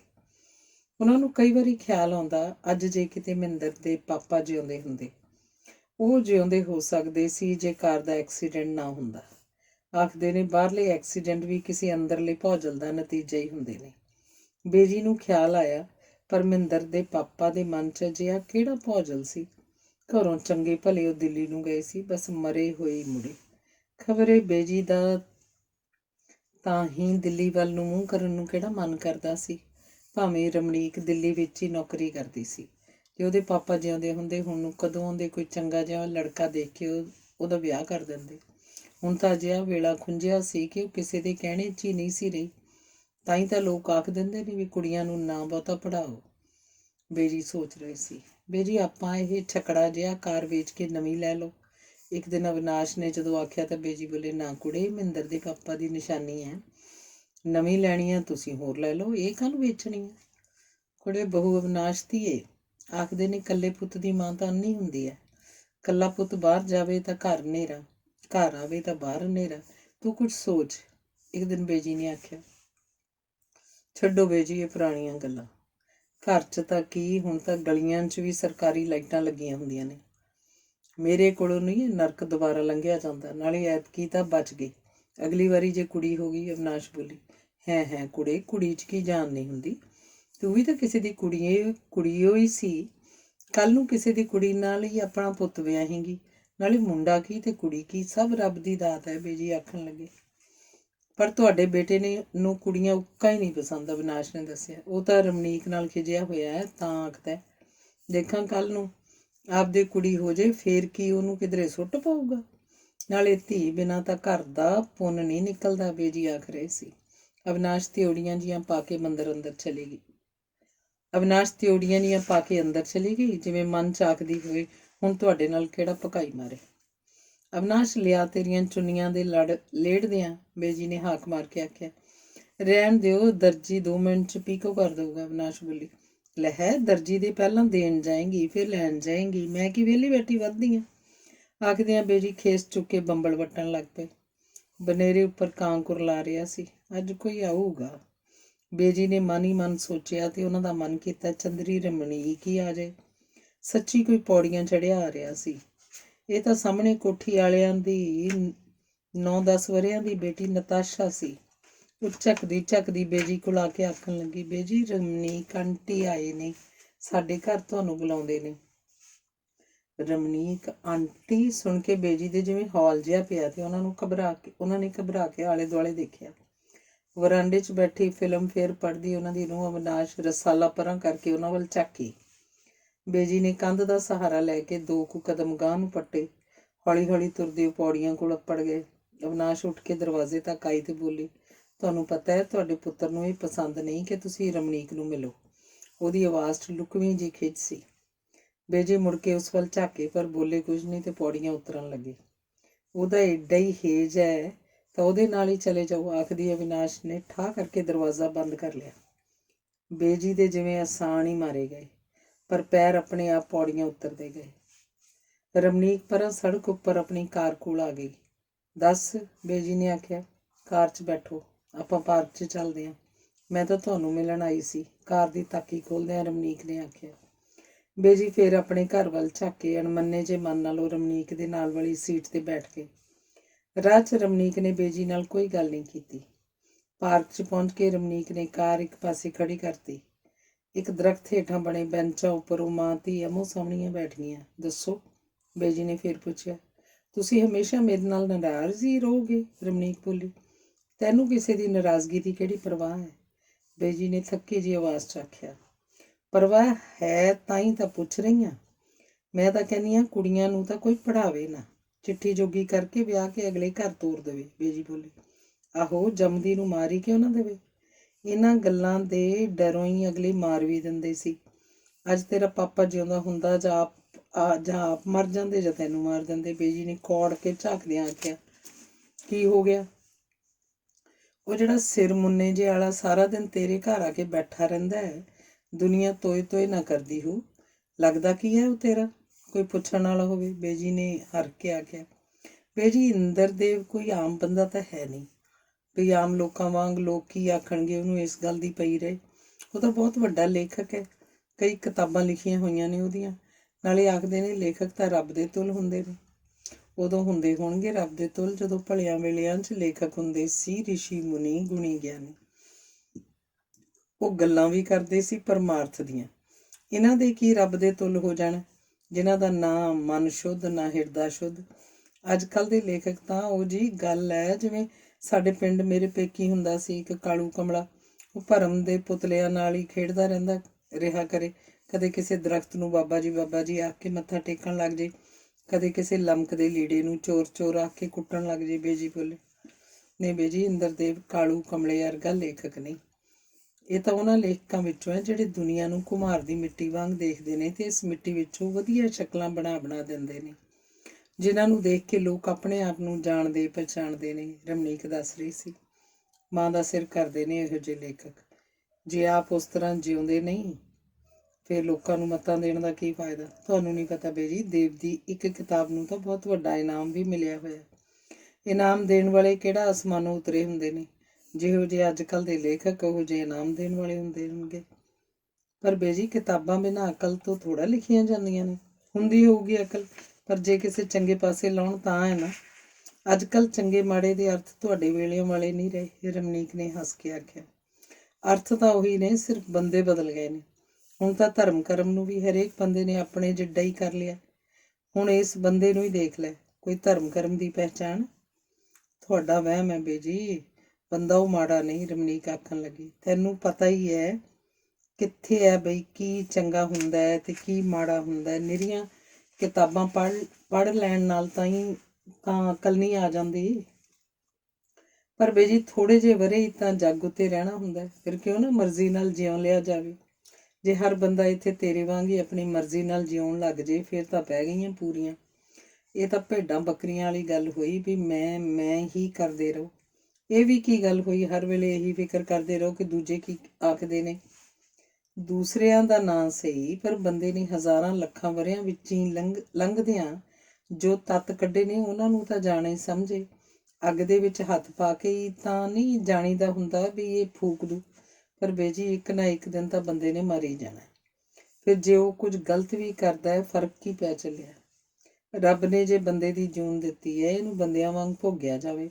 ਬੰਦੇ ਦੀ ਜੂਨ ਨੂੰ ਸਭ ਜੂਨਾਂ ਤੋਂ ਉੱਤਮ ਇਸੇ ਕਰਕੇ ਮੰਨਿਆ ਜਾਂਦਾ ਵੀ ਇੱਥੇ ਆ ਕੇ ਬੰਦਾ ਆਪਣੀ ਕਰਮ ਗਤੀ ਬਦਲ ਲੈਂਦਾ ਹੈ। ਬੇਜੀ ਇੰਦਰ ਦੇਵ ਵੀ ਬਹੁਤ ਸੋਚਣ ਸਮਝਣ ਵਾਲਾ ਬੰਦਾ ਹੈ, ਰਮਨੀਕ ਨੇ ਦੱਸਿਆ। ਜੇ ਸੋਚਣ ਸਮਝਣ ਵਾਲਾ ਬੰਦਾ ਹੈ, ਫਿਰ ਉਹ ਆਪਣੇ ਬੱਚਿਆਂ ਬਾਰੇ ਕਿਉਂ ਨਹੀਂ ਸੋਚਦਾ? ਆਪਣੇ ਬੱਚਿਆਂ ਦੀ ਮਾਂ ਬਾਰੇ ਕਿਉਂ ਨਹੀਂ ਸੋਚਦਾ ਕਿਉਂ ਨਹੀਂ? ਉਹਨਾਂ ਨੂੰ ਕਿਸੇ ਚੀਜ਼ ਤੋਂ ਤੰਗ ਨਹੀਂ ਰੱਖਦਾ। ਤੰਗੀ ਸਿਰਫ ਚੀਜ਼ਾਂ ਦੀ ਨਹੀਂ ਹੁੰਦੀ, ਔਰਤ ਨੂੰ ਆਪਣੇ ਆਦਮੀ ਦੇ ਸਾਹ ਦਾ ਪਤਾ ਹੁੰਦਾ। ਤੈਨੂੰ ਵੀ ਪਤਾ ਉਹ ਕਿਵੇਂ ਜਰਦੀ ਹੋ ਵੀ ਆਦਮੀ ਉਹਦਾ ਕਿਸੇ ਹੋਰ ਦੇ ਮਗਰ ਲੱਗਿਆ ਫਿਰਦਾ। ਪਰ ਬੇਜੀ ਜੇ ਦੂਜੀ ਔਰਤ ਉਹਦੇ ਆਦਮੀ ਨੂੰ ਖੁਸ਼ ਰੱਖਦੀ ਹੋਵੇ, ਸਗੋਂ ਚੰਗਾ। ਖੁਸ਼ ਤਾਂ ਬੰਦਿਆਂ ਨੂੰ ਕੋਠਿਆਂ ਵਾਲੀਆਂ ਵੀ ਰੱਖਦੀਆਂ ਨੇ। ਕੀ ਇਹ ਠੀਕ ਹੈ? ਬੇਜੀ ਨੇ ਤਲਖ ਹੋ ਕੇ ਆਖਿਆ। ਅੱਜ ਕੱਲ੍ਹ ਨਹੀਂ ਲੋਕ ਇਉਂ ਸੋਚਦੇ। ਉਹ ਤਾਂ ਸੋਚਦੇ ਨੇ ਵੀ ਹਰ ਇੱਕ ਦੀ ਜ਼ਿੰਦਗੀ ਆਪਣੀ ਹੈ, ਉਹ ਜਿਵੇਂ ਮਰਜ਼ੀ ਜੀਏ, ਜਿਵੇਂ ਮਰਜ਼ੀ ਨਾ ਜੀਏ। ਰਮਨੀਕ ਨੇ ਦਲੀਲ ਦਿੱਤੀ। ਗੱਲ ਦੂਜਿਆਂ ਦੀ ਨਹੀਂ, ਗੱਲ ਆਪਣੇ ਅੰਦਰਲੇ ਦੀ ਹੁੰਦੀ ਹੈ। ਗਾਹਾਂ ਰੱਬ ਮੂਹਰੇ ਲੇਖਾ ਤਾਂ ਬੰਦੇ ਨੇ ਆਪ ਦੇਣਾ ਹੁੰਦਾ। ਕਰਮ ਗਤੀ ਦਾ ਫਲ ਤਾਂ ਆਪ ਹੀ ਭੁਗਤਣਾ ਹੁੰਦਾ। ਅੱਜ ਦੁਨੀਆ ਦੇ ਬਥੇਰੇ ਲੋਕ ਨੇ ਜਿਹੜੇ ਰੱਬ, ਧਰਮ, ਰੂਹ, ਸੰਸਾਰ ਸਭ ਕਾਸੇ ਨੂੰ ਹੀ ਬਕਵਾਸ ਮੰਨਣ ਲੱਗ ਪਏ ਨੇ ਕਿ ਇੱਥੇ ਕਾਸੇ ਦਾ ਵੀ ਕੋਈ ਅਰਥ ਨਹੀਂ ਹੈ।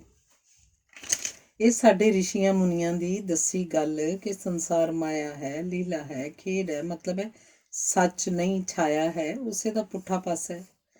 ਉਹਨਾਂ ਤਾਂ ਇਸ ਲਈ ਆਖਿਆ ਸੀ ਕਿ ਅਸੀਂ ਇਸੇ ਵਿੱਚ ਨਾ ਲੁਪਤ ਰਹੀਏ, ਇਸ ਤੋਂ ਪਾਰ ਲੰਘ ਸਕੀਏ, ਨਾ ਕਿ ਬਕਵਾਸ ਆਖ ਕੇ ਇਸੇ 'ਚ ਡੁੱਬ ਮਰੀਏ।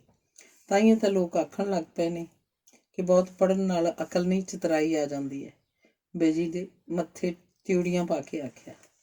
ਲੱਗਦਾ ਤੁਹਾਨੂੰ ਵੀ ਮਹਿੰਦਰ ਵਾਂਗ ਬਹੁਤ ਗੁੱਸਾ ਲੱਗਿਆ ਹੋਇਆ, ਰਮਨੀਕ ਬੋਲੀ। ਮਹਿੰਦਰ ਨੂੰ ਕੋਈ ਦੋਸ਼ ਹੈ? ਉਹ ਗਿਆ ਤਾਂ ਤੈਨੂੰ ਮਿਲਣ ਸੀ, ਨਾਲ ਉਹਦਾ ਦੋਸਤ ਸੀ।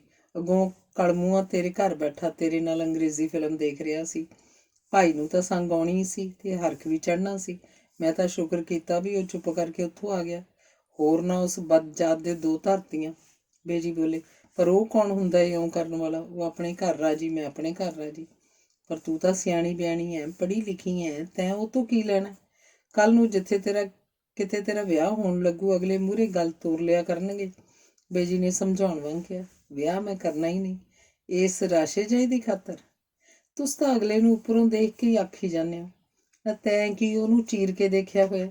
ਅਜੇ ਨਹੀਂ ਤੈਨੂੰ ਅਕਲ ਆ ਸਕਦੀ। 5-10 ਸਾਲ ਨੂੰ ਜਦੋਂ ਵਿਆਹ ਦੀ ਉਮਰ ਲੰਘ ਗਈ, ਫੇਰ ਦੇਖੀ ਇਹਨੂੰ ਤੋਤੇ ਵਾਂਗ ਅੱਖਾਂ ਫੇਰਦੇ ਨੂੰ। ਚਲੋ 5-10 ਸਾਲ ਤਾਂ ਚੰਗੇ ਲੰਘਣਗੇ, ਮਾੜਾ ਘਰ ਵਾਲਾ ਮਿਲ ਜਾਏ ਤਾਂ 5-10 ਸਾਲ ਵੀ ਕੱਢਣੇ ਔਖੇ ਹੋ ਜਾਂਦੇ ਆ। ਰਮਨੀਕ ਨੇ ਹੱਸ ਕੇ ਕਿਹਾ।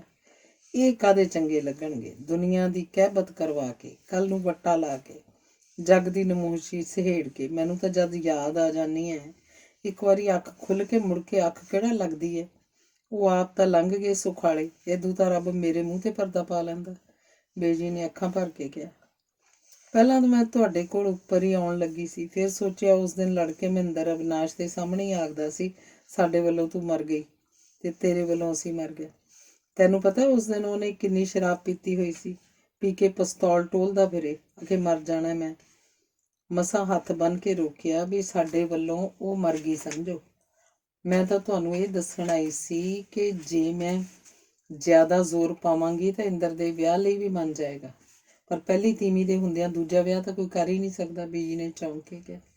ਸਰਕਾਰੀ ਤੌਰ 'ਤੇ ਤਾਂ ਹੋ ਨਹੀਂ ਸਕਦਾ, ਹਾਂ ਕਿਸੇ ਮੰਦਿਰ 'ਚ ਜਾ ਕੇ ਕੀਤਾ ਜਾ ਸਕਦਾ। ਇਹੋ ਜਿਹੇ ਨਜਾਇਜ਼ ਵਿਆਹ ਦਾ ਕੀ ਫਾਇਦਾ? ਬਾਕੀ ਤੈਂ ਕਿਹੜਾ ਅੱਗੇ ਕਦੇ ਕਿਸੇ ਦੀ ਸੁਣੀ ਹੈ ਵੀ ਹੁਣ ਸੁਣੇਗੀ? ਮਾਪੇ 100 ਸ਼ਗਨ ਮਨਾ ਕੇ ਧੀਆਂ ਨੂੰ ਘਰੋਂ ਤੋਰਦੇ ਨੇ ਤੇ ਇੱਕ ਤੂੰ ਐ ਕਿ ਚੱਲ ਤੁਹਾਡਾ ਖਰਚਾ ਬਚੇਗਾ। ਰਮਨੀਕ ਨੇ ਫੇਰ ਹੱਸ ਕੇ ਆਖਿਆ, ਖਰਚ ਕੀ ਬਚੂ, ਘਰ ਦਾ ਪੁੰਨ ਨਿਕਲ ਨੂੰ ਰਹਿ ਜੂ।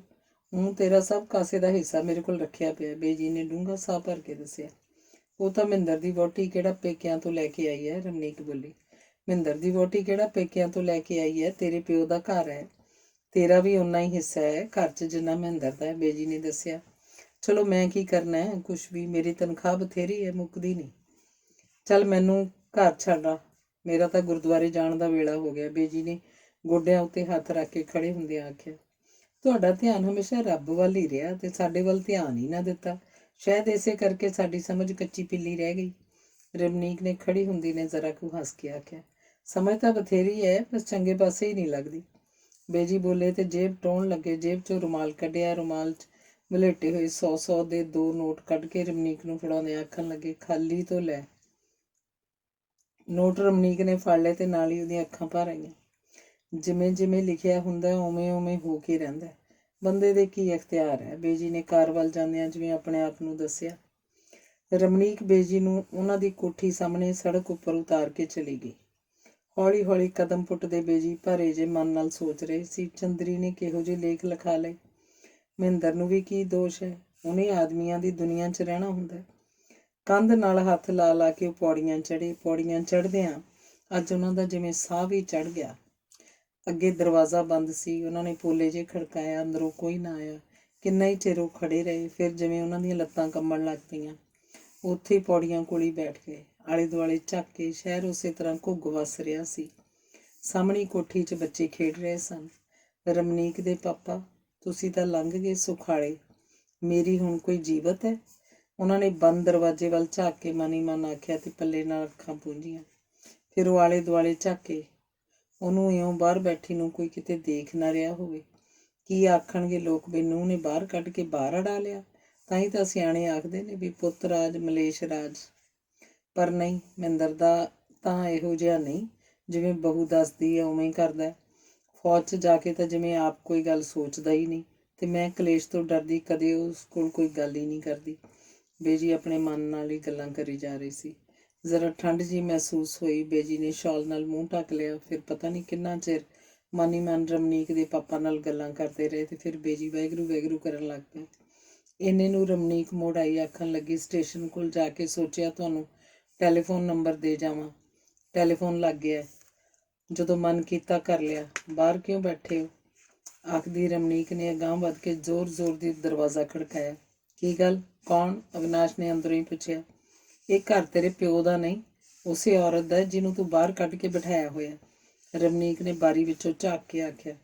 ਅਵਿਨਾਸ਼ ਨੇ ਕੋਈ ਉੱਤਰ ਨਾ ਦਿੱਤਾ, ਪਰ ਅੰਦਰੋਂ ਦਰਵਾਜ਼ਾ ਖੋਲ੍ਹ ਦਿੱਤਾ। ਕਿਸੇ ਚੰਗੇ ਘਰ ਦੀ ਹੁੰਦੀ ਤਾਂ ਤੇਰੇ ਵਿੱਚ ਮਾੜੀ ਮੋਟੀ ਲਿਆਕਤ ਹੁੰਦੀ, ਰਮਨੀਕ ਨੇ ਖਿੱਚ ਕੇ ਆਖਿਆ। ਤੇਰੀ ਲਿਆਕਤ ਵੀ ਦਿਸਦੀ ਹੈ, ਅਵਿਨਾਸ਼ ਨੇ ਕੌੜ ਕੇ ਝਾਕਦੀ ਨੇ ਉੱਤਰ ਦਿੱਤਾ। ਕਿਉਂ, ਮੇਰੇ ਝਾਟੇ ਖੇ ਪਾਉਣ ਲੱਗੀ ਹੋ? ਲੋਕਾਂ ਨੂੰ ਸੁਣਾ ਕੇ ਬੇਜੀ ਨੇ ਦੋਵਾਂ ਦੇ ਵਿਚਕਾਰ ਜਾਂਦਿਆਂ ਆਖਿਆ। ਰਮਨੀਕ ਰੋਂਦੀ ਪੌੜੀਆਂ ਉਤਰ ਗਈ। ਬੇਜੀ ਆਪਣੇ ਕਮਰੇ 'ਚ ਜਾ ਕੇ ਮੰਜੇ ਉੱਪਰ ਪੈ ਗਏ। ਅਵਿਨਾਸ਼ ਪਤਾ ਨਹੀਂ ਕਿਸ ਗੱਲ ਤੋਂ ਬਹਾਦਰ ਨੂੰ ਉੱਚੀ ਉੱਚੀ ਡਾਂਟ ਰਹੀ ਸੀ।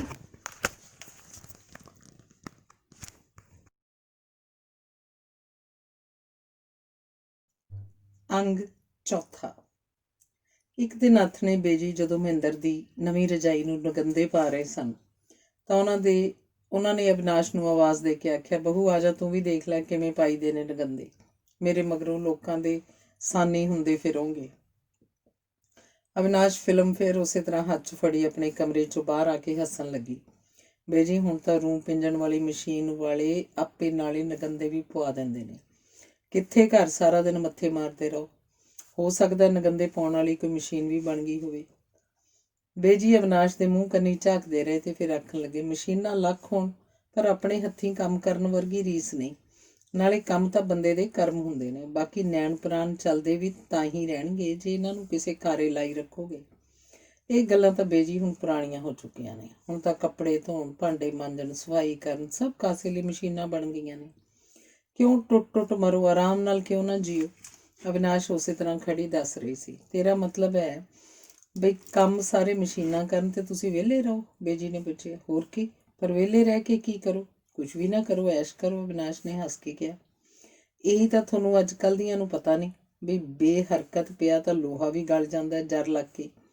ਦੂਜਾ ਇਹ ਵੀ ਸੋਚੋ ਵੀ ਰੱਬ ਨੇ ਜੇ ਇਹ ਦੇਹ ਦਿੱਤੀ ਹੈ ਤਾਂ ਕਿਸੇ ਅਰਥ ਤਾਂ ਲੱਗੇ। ਇਸ ਦੇਹ ਨੂੰ ਤਾਂ ਦੇਵਤੇ ਵੀ ਤਾਂਘਦੇ ਨੇ, ਕਿਉਂਕਿ ਇਸ ਦੇਹ ਨਾਲ ਹੀ ਤੁਸੀਂ ਪਿਛਲਾ ਭੁਗਤਣਾ ਤੇ ਅਗਲਾ ਬੀਜਣਾ। ਸਿਰਫ ਇਹੀ ਸੰਸਾਰ ਬੰਦੇ ਦੀ ਕਰਮ ਭੂਮੀ ਹੈ, ਮੁੜ ਮੁੜ ਕੇ ਨਹੀਂ ਇਹ ਬੰਦੇ ਦੀ ਜੂਨ ਮਿਲਦੀ। ਬੇ ਜੀ ਇਹ ਸਭ ਸੁਣੀਆਂ ਸੁਣਾਈਆਂ ਗੱਲਾਂ ਨੇ, ਕਿਹੜਾ ਕੋਈ ਦੇਖ ਕੇ ਆਇਆ? ਅਵਿਨਾਸ਼ ਨੇ ਹੱਸ ਕੇ ਆਖਿਆ। ਰੱਬ ਨੂੰ ਕਿਹੜਾ ਕੋਈ ਦੇਖ ਕੇ ਆਇਆ? ਉਹਨੂੰ ਵੀ ਤਾਂ ਅਸੀਂ ਮੰਨਦੇ ਹਾਂ ਕਿ ਹੈਗਾ, ਬੇਜੀ ਬੋਲੇ। ਕਈ ਰੱਬ ਨੂੰ ਵੀ ਨਹੀਂ ਮੰਨਦੇ, ਤਾਂ ਫਿਰ ਇਹ ਸ੍ਰਿਸ਼ਟੀ ਸਾਰੀ ਉਹਨਾਂ ਦੇ ਪਿਓ ਨੇ ਬਣਾਈ ਸੀ? ਬੇਜੀ ਨੇ ਜ਼ਰਾ ਤਲਖੀ ਨਾਲ ਆਖਿਆ। ਕੋਈ ਪੌੜੀਆਂ ਚੜ੍ਹਿਆ ਆ ਰਿਹਾ ਸੀ। ਖੜਕਾ ਸੁਣ ਕੇ ਅਵਿਨਾਸ਼ ਅੰਦਰ ਕਮਰੇ 'ਚ ਚਲੀ ਗਈ। ਮਾਸੀ ਜੀ, ਮੱਥਾ ਟੇਕਦਾ ਆਉਣ ਵਾਲੇ 25-26 ਸਾਲ ਦੇ ਬੰਦੇ ਨੇ ਬੇਜੀ ਦੇ ਪੈਰੀਂ ਹੱਥ ਲਾ ਕੇ ਆਖਿਆ। ਹਰਨੇਕ ਹੈ, ਅੱਜ ਕਿੱਧਰੋਂ ਆਉਣੇ ਹੋਏ? ਬੇਜੀ ਨੇ ਆਪਣੀ ਭੈਣ ਦੇ ਲੜਕੇ ਨੂੰ ਸਿਆਣ ਕੇ ਪੁੱਛਿਆ। ਚੰਡੀਗੜ੍ਹ ਚੱਲਿਆ ਸੀ ਤਰੀਕ ਪਰ, ਸੋਚਿਆ ਰਾਹ 'ਚ ਤੁਹਾਨੂੰ ਮਿਲ ਚੱਲਾਂ।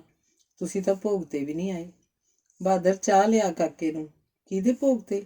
ਬੇਜੀ ਨੇ ਸੂਈ ਉੱਥੇ ਹੀ ਰਜਾਈ 'ਚ ਟੰਗ ਕੇ ਪਹਿਲੀ ਗੱਲ ਬਹਾਦਰ ਨੂੰ ਆਖੀ ਤੇ ਦੂਜੀ ਹਰਨੇਕ ਤੋਂ ਪੁੱਛੀ। ਤੁਹਾਨੂੰ ਨਹੀਂ ਪਤਾ ਬੇਬੇ ਜੀ ਗੁਜ਼ਰ ਗਈ? ਕਾਰਡ ਤਾਂ ਪਾਇਆ ਸੀ ਤੁਹਾਨੂੰ। ਹੈ ਤੇਰੀ ਮਾਂ ਚੰਦ ਕੌਰ। ਹੋਇਆ ਕੀ ਸੀ? ਬੇਜੀ ਨੇ ਧੱਕੇ ਜਿਹੇ ਤੋਂ ਸੰਭਲਦਿਆਂ ਪੁੱਛਿਆ। ਉਹ ਛੋਟਾ ਮਹਿੰਦਰ ਸਾਲਾ ਨਲਾਇਕ ਨਾਲ ਦੇ ਪਿੰਡੋਂ ਸੈਂਸੀਆਂ ਦੀ ਕੁੜੀ ਕੱਢ ਕੇ ਲੈ ਗਿਆ ਸੀ ਕਲਕੱਤੇ ਕੰਨੀ। 2 ਮਹੀਨੇ ਮਗਰੋਂ ਧੱਕੇ ਧੁੱਕੇ ਖਾ ਕੇ ਮੁੜ ਆਏ। ਮਗਰੋਂ ਸੈਂਸੀ ਪੰਚਾਇਤ ਲੈ ਕੇ ਆ ਗਏ ਕਿ ਸਾਡੀ ਕੁੜੀ ਨਾਲ ਮਹਿੰਦਰ ਦਾ ਵਿਆਹ ਕਰੋ। ਪਹਿਲਾਂ ਤਾਂ ਮੈਂ ਸਮਝਾਉਂਦਾ ਰਿਹਾ ਵੀ ਅਸੀਂ ਕਬੀਲਦਾਰ ਬੰਦੇ ਹਾਂ, ਅਸੀਂ ਸੈਂਸੀਆਂ ਦੀ ਕੁੜੀ ਨਾਲ ਵਿਆਹ ਕਰਕੇ ਆਪਣਾ ਅੱਗਾ ਤਾਂ ਨਹੀਂ ਖੜਕਾਉਣਾ। ਕੱਲ ਨੂੰ ਅਸੀਂ ਵੀ ਆਪਣੇ ਮੁੰਡੇ ਕੁੜੀਆਂ ਵਿਆਹਣੇ ਹੋਣਗੇ। ਬਾਕੀ ਆਪਣੀ ਕੁੜੀ ਨੂੰ ਸਮਝਾ ਕੇ ਰੱਖਦੇ। ਉਹ ਨਿਆਣੀ ਤਾਂ ਹੈ ਨਹੀਂ ਸੀ ਵੀ ਕੋਈ ਗੋਦੀ ਚੱਕ ਕੇ ਲੈ ਗਿਆ, ਆਪਣੀ ਮਰਜ਼ੀ ਨਾਲ ਗਈ ਹੈ। ਬਹੁਤਾ ਕਰਦੇ ਉਹ 10-20 ਹਜ਼ਾਰ ਰੁਪਈਏ ਦੇ ਦਿੰਦੇ ਆ, ਕਿਸੇ ਗਰੀਬ ਸੈਂਸੀ ਨਾਲ ਉਹਦਾ ਵਿਆਹ ਕਰਾ ਦਿਓ। ਪਿਓ ਤਾਂ ਉਹਦਾ ਰਾਜੀ ਦਿਸਦਾ ਸੀ, ਪਰ ਵਿੱਚ ਬੇਵਕੂਫ ਵੀ ਤਾਂ ਹੁੰਦੇ ਨੇ। ਆਖੇ ਸਾਡੀ ਕੁੜੀ ਦੀ ਇੱਜ਼ਤ ਦਾ ਇਹੀ ਮੁੱਲ ਹੈ। ਫਿਰ ਇੱਕ ਸਾਲਾ ਆਖਣ ਲੱਗਿਆ, ਜੇ ਤੁਹਾਡੀ ਕੁੜੀ ਨਾਲ ਇਉਂ ਹੋਵੇ ਤਾਂ ਪਤਾ ਲੱਗੇ। ਫਿਰ ਮੈਨੂੰ ਆ ਗਿਆ ਗੁੱਸਾ ਵੀ ਸਾਲੇ ਗਾਹਾਂ ਹੀ ਗਾਹਾਂ ਵੱਧਦੇ ਜਾਂਦੇ ਨੇ। ਮੇਰੇ ਤੋਂ ਗੋਲੀ ਚੱਲ ਗਈ, 2 ਕੁ ਮਰ ਗਏ, 2-3 ਫੱਟੜ ਹੋ ਗਏ। ਥਾਣੇ ਵਾਲਿਆਂ ਨੂੰ ਤਾਂ ਪਹਿਲਾਂ ਹੀ ਮਿਲ ਲਈ ਸੀ। ਕਤਲ ਦਾ ਕੇਸ ਤਾਂ ਬਣਨ ਨਹੀਂ ਦਿੱਤਾ, ਇਹੀ ਕਰਵਾ ਲਿਆ ਸੀ ਵੀ ਆਪਣੇ ਬਚਾਅ 'ਚ ਗੋਲੀ ਚਲਾਉਣੀ ਪਈ। ਉਹ ਤਾਂ ਹੋ ਜੂ ਠੀਕ ਹੈ ਵੀ ਪੈਸੇ ਪੂਸੇ ਦੇ ਕੇ, ਪਰ ਮੁਕੱਦਮਾ ਤਾਂ ਕੁਛ ਦੇਰ ਚੱਲੂਗਾ ਹੀ। ਤੇ ਬੇਬੇ ਜੀ ਇਸੇ ਰੌਲੇ ਗੋਲੇ 'ਚ ਸੰਸੇ ਨਾਲ ਹੀ ਬਿਮਾਰ ਹੋ ਗਈ ਤੇ ਪਤਾ ਹੀ ਨਾ ਲੱਗਿਆ ਜਦੋਂ ਤੁਰਦੀ ਬਣੀ। ਹਰਨੇਕ ਦੱਸ ਰਿਹਾ ਸੀ। ਬੇਜੀ ਦੀਆਂ ਅੱਖਾਂ ਭਰ ਭਰ ਡੁੱਲਦੀਆਂ ਰਹੀਆਂ। ਉਹਨਾਂ ਦੀ ਭੈਣ ਗੁਜ਼ਰ ਗਈ ਸੀ ਤੇ ਉਹਨੂੰ ਪਤਾ ਵੀ ਨਹੀਂ ਸੀ ਪਹੁੰਚਿਆ। ਬਹਾਦਰ ਬਿਸਕੁਟਾਂ ਨਾਲ ਚਾਹ ਦੇ ਗਿਆ। ਹਰਨੇਕ ਚਾਹ ਪੀਣ ਲੱਗ ਪਿਆ, ਪਰ ਬੇਜੀ ਦੇ ਘੁੱਟ ਕਿਹੜਾ ਲੱਗਦੀ ਸੀ। ਮੇਰੇ ਵਿਆਹ ਤੋਂ ਮਗਰੋਂ ਤੁਸੀਂ ਤਾਂ ਆਏ ਹੀ ਨਹੀਂ ਪਿੰਡ ਸਾਡੇ। ਬੇਬੇ ਜੀ ਕਈ ਵਾਰੀ ਯਾਦ ਕਰਦੀ ਹੁੰਦੀ ਸੀ, ਹਰਨੇਕ ਨੇ ਦੱਸਿਆ। ਬੇਜੀ ਦਾ ਆਖਣ ਨੂੰ ਮਨ ਕੀਤਾ, ਬਥੇਰੀਆਂ ਕਾਰਾਂ ਜੀਪਾਂ ਅੱਗ ਲੱਗਦੀਆਂ ਨੇ ਤੁਹਾਡੇ ਘਰ। ਯਾਦ ਕਰਦੀ ਸੀ ਤਾਂ ਮਿਲਾ ਕੇ ਲੈ ਜਾਂਦੇ ਇੱਕ ਦਿਨ। ਪਰ ਉਹਨਾਂ ਨੇ ਕੁਝ ਨਾ ਆਖਿਆ, ਸਗੋਂ ਪੁੱਛਣ ਲੱਗੇ, ਤੇਰੀ ਵਹੁਟੀ ਕੋਲ ਹੀ ਸੀ? ਉਹਦੇ ਕੋਲ ਕੀ ਕੁਛ ਹੈ? ਬਾਲ ਬੱਚਾ? ਸਾਡੇ ਬਾਲ ਬੱਚਾ ਕੋਈ ਨਹੀਂ, ਹਰਨੇਕ ਨੇ ਨਿੰਮੋ ਝੁਣੀ ਜੀ ਆਵਾਜ਼ 'ਚ ਦੱਸਿਆ। ਇਲਾਜ ਨਹੀਂ ਕਰਵਾਇਆ ਕੋਈ ਬਹੂ ਦਾ? ਬੇਬੇ ਜੀ ਜਿੰਨਾ ਚਿਰ ਜਿਉਂਦੀ ਰਹੀ ਬਥੇਰੀ ਥਾਈਂ ਲੈ ਕੇ ਜਾਂਦੀ ਰਹੀ। ਅੱਛਾ ਮੈਂ ਚੱਲਦਾ, ਫਿਰ ਚੰਡੀਗੜ੍ਹ ਪਹੁੰਚਣਾ ਹੈ। ਆਖ ਹਰਨੇਕ ਉੱਠ ਖੜਾ ਹੋਇਆ। ਮੈਂ ਆਉਂਗੀ ਕਿਸੇ ਦਿਨ। ਲੋਕ ਕੀ ਆਖਦੇ ਹੋਣਗੇ ਵੀ ਸਕੀ ਭੈਣ ਵੀ ਨਾ ਪਹੁੰਚੀ। ਬੇਜੀ ਨੇ ਪਹਿਲੀ ਗੱਲ ਹਰਨੇਕ ਨੂੰ ਤੇ ਦੂਜੀ ਆਪਣੇ ਆਪ ਨੂੰ ਆਖੀ। ਹਰਨੇਕ ਦੇ ਜਾਣ ਮਗਰੋਂ ਬੇਜੀ ਨੇ ਰਜਾਈ ਦੇ ਨਗੰਦੇ ਮਸਾਂ ਨਿਬੇੜੇ। ਵਿੱਚ ਉਹ ਚੁੰਨੀ ਦੇ ਲੜ ਨਾਲ ਅੱਖਾਂ ਵੀ ਪੂੰਝਦੇ ਰਹੇ। ਨਗੰਦੇ ਪਾਉਂਦੇ ਪਤਾ ਨਹੀਂ ਕਿਹੜੇ ਵਹਿਣਾਂ 'ਚ ਬਹਿ ਗਏ। ਮਨ ਹੀ ਮਨ ਉਹ ਆਪਣੇ ਪੇਕੇ ਪਿੰਡ ਪਹੁੰਚ ਗਏ। ਉਹ ਵੀ ਪੁਰਾਣੇ ਵੇਲਿਆਂ 'ਚ, ਜਦੋਂ ਚੰਦ ਕੌਰ ਤੇ ਉਹ ਛੋਟੀਆਂ ਛੋਟੀਆਂ ਹੁੰਦੀਆਂ ਸਨ ਤੇ ਹਰਬੰਸ ਉਹਨਾਂ ਦਾ ਭਾਈ ਉਹਨਾਂ ਤੋਂ ਵੀ ਛੋਟਾ ਹੁੰਦਾ ਸੀ। ਉਦੋਂ ਤਾਂ ਮਾਂ ਤੇ ਬਾਪੂ ਜੀ ਦੇ ਨਾਲ ਦਾਦਾ ਦਾਦੀ ਵੀ ਜਿਉਂਦੇ ਸਨ। ਉਦੋਂ ਹੀ ਸਾਈਂ ਬੁੱਢਾ ਨੌਕਰ ਹੁੰਦਾ ਸੀ, ਜਿਹੜਾ ਜਿੰਨ ਦੀ ਕਹਾਣੀ ਸੁਣਾਉਂਦਾ ਹੁੰਦਾ ਸੀ, ਜਿਹੜਾ ਉਹਨੇ ਮੰਤਰ ਮਾਰ ਕੇ ਕਾਬੂ ਕੀਤਾ ਹੋਇਆ ਸੀ। ਰੋਟੀ ਟੁੱਕ ਦਾ ਸਾਰਾ ਕੰਮ ਕਰਮੋਂ ਨਾਇਣ ਕਰਦੀ ਸੀ, ਜਿਹਦੀ ਇੱਕ ਬੜੀ ਸੋਹਣੀ ਕੁੜੀ ਹੁੰਦੀ ਸੀ, ਜੱਲੋ, ਜਿਹਦਾ ਸਾਰਾ ਵਿਆਹ ਸਾਡੀ ਦਾਦੀ ਨੇ ਕੀਤਾ ਸੀ। ਤਿੱਥ ਤਿਉਹਾਰ ਦੱਸਣ ਲਈ ਸ਼ਿਵਰਾਮ ਪੰਡਤ ਪਹੁੰਚਿਆ ਹੁੰਦਾ ਸੀ, ਜਿਹੜਾ ਚੰਦ ਕੌਰ ਨੂੰ ਹਮੇਸ਼ਾ ਹੀ ਆਖ ਕੇ ਛੇੜਦਾ ਸੀ ਕਿ ਤੇਰੇ ਲਈ ਲੜਾਕੀ ਸੱਸ ਲੱਭਾਂਗੇ। ਪਰ ਉਹ ਬੜੀ ਖੁਸ਼ ਹੋਈ ਸੀ ਜਦੋਂ ਉਹਦਾ ਵਿਆਹ ਕਿਸ਼ਨਗੜੀਏ ਸਰਦਾਰਾਂ ਦੇ ਹੋਇਆ ਸੀ ਤੇ ਅੱਗੋਂ ਸੱਸ ਮਰੀ ਹੋਈ ਸੀ। ਘਰ ਬਥੇਰਾ ਤਕੜਾ ਸੀ। ਅਗਲੇ ਘੋੜੀਆਂ ਦੇ ਵੀ ਚਾਂਦੀ ਦੀਆਂ ਝਾਂਜਰਾਂ ਪਾ ਕੇ ਰੱਖਦੇ ਸੀ। ਪਰ ਕੀ ਕਰਨਾ ਹੈ, ਬੜਾ ਘਰ ਜਦੋਂ ਸੌਖੀ ਨਾ ਹੋਵੇ। ਦਿਨ ਰਾਤ ਸ਼ਰਾਬ ਚੱਲਦੀ ਸੀ। ਸ਼ਰਾਬ ਨਹੀਂ ਲੈ ਲਿਆ ਸਰਦਾਰ। ਵਿਚਾਰੀ ਪਹਿਲੀ ਉਮਰੇ ਰੰਡੀ ਹੋ ਗਈ। ਮਸਾਂ ਕਿਤੇ ਜਵਾਕ ਪਾਲੇ ਸਨ। ਉਹਨਾਂ ਦਾ ਵੀ ਹਾਲ ਵੇਖ ਲਓ। ਮਰਨਾ ਤਾਂ ਉਹਨੇ ਹੈ ਹੀ ਸੀ। ਬੰਦਾ ਲੋਹੇ ਦਾ ਤਾਂ ਨਹੀਂ ਬਣਿਆ ਹੁੰਦਾ। ਸੋਚਾਂ ਹੀ ਸੋਚਾਂ 'ਚ ਆਪਣੀ ਭੈਣ ਚੰਦ ਕੌਰ ਦੀ ਕਹਾਣੀ ਮੁਕਾ ਕੇ ਬੇਜੀ ਜਿਵੇਂ ਆਪਣੇ ਭਾਈ ਹਰਬੰਸ ਨੂੰ ਟੋਲਣ ਲੱਗ ਪਏ। ਵੇ ਵੀਰ, ਤੂੰ ਤਾਂ ਰੱਬ ਦਾ ਨਾਂ ਲੈਣ ਵਾਲਾ ਨੇਕ ਬੰਦਾ ਸੀ, ਬੇਜੀ ਨੇ ਹੌਕਾ ਭਰ ਕੇ ਆਖਿਆ। ਤੇ ਉਹਨਾਂ ਨੂੰ ਯਾਦ ਆਇਆ ਹਰਬੰਸ ਦੀ ਵਹੁਟੀ ਦਾ ਸੁਭਾਅ ਚੰਗਾ ਨਹੀਂ ਸੀ। ਪਹਿਲੇ ਜਦੋਂ ਕਦੇ ਉਹ ਉਦਾਸ ਹੁੰਦਾ ਕਿਸੇ ਤੀਰਥ ਤੇ ਚਲਿਆ ਜਾਂਦਾ। ਮਗਰੋਂ ਉਹਦੀ ਘਰਵਾਲੀ ਇਸ ਗੱਲ ਉੱਪਰ ਹੀ ਲੜਨ ਲੱਗ ਪਈ ਕਿ ਇਹਨੂੰ ਕੰਮ ਨਹੀਂ, ਕਾਰ ਨਹੀਂ, ਵਿਹਲਾ ਤੁਰਿਆ ਫਿਰਦਾ। ਤੇ ਫਿਰ ਇੱਕ ਵਾਰੀ ਅਜਿਹਾ ਘਰੋਂ ਗਿਆ, ਮੁੜ ਕੇ ਨਹੀਂ ਆਇਆ। ਕਈ ਸਾਲ ਹੋ ਗਏ ਹੁਣ ਤਾਈਂ ਤਾਂ ਪਤਾ ਨਹੀਂ ਜਿਉਂਦਾ ਵੀ ਹੈ ਕਿ ਨਹੀਂ। ਹਾਂ, ਜਾਇਦਾਦ ਬਥੇਰੀ ਹੈ ਉਹਦੇ ਸਿਰ ਤੇ, ਸਾਰਾ ਕਾਰੋਬਾਰ ਤੁਰੀ ਜਾਂਦਾ। ਕੁੜੀ ਵਿਆਹ ਤੇ, ਇੱਕ ਮੁੰਡਾ ਵਲਾਇਤ ਗਿਆ ਹੋਇਆ, ਇੱਕ ਪਿੰਡ ਖੇਤੀ ਕਰਵਾਉਂਦਾ। ਸਤਿਆਮਾਨ ਭਰਜਾਈ ਨੇ ਕਦੇ ਆ ਕੇ ਬਾਤ ਨਹੀਂ ਪੁੱਛੀ। ਨਹੀਂ, ਭਰਜਾਈਆਂ ਤਾਂ ਮਾਵਾਂ ਦਾ ਥਾਂ ਸਾਂਭ ਲੈਂਦੀਆਂ ਨੇ। ਇਹ ਸਭ ਕੁਝ ਸੋਚਦਿਆਂ ਬੇਜੀ ਨੂੰ ਆਪਣਾ ਘਰ ਯਾਦ ਆਇਆ। ਉੱਥੇ ਉਹਨਾਂ ਦੇ ਘਰ 'ਚ ਓਡਾਂ ਤੇ ਲਿਆ ਹੋਇਆ ਵੱਡਾ ਸਾਰਾ ਕੁੱਤਾ ਸੀ, ਠੁਮਰੂ। ਜਿਸ ਦਿਨ ਬਾਪੂ ਜੀ ਵਾਂਢੇ ਗਏ ਹੁੰਦੇ ਉਹ ਰੋਟੀ ਨਹੀਂ ਸੀ ਖਾਂਦਾ। ਪਿੰਡ ਵਾਲੇ ਉਸ ਘਰ ਦੇ ਅੰਦਰ ਹੀ ਖੂਹੀ ਸੀ।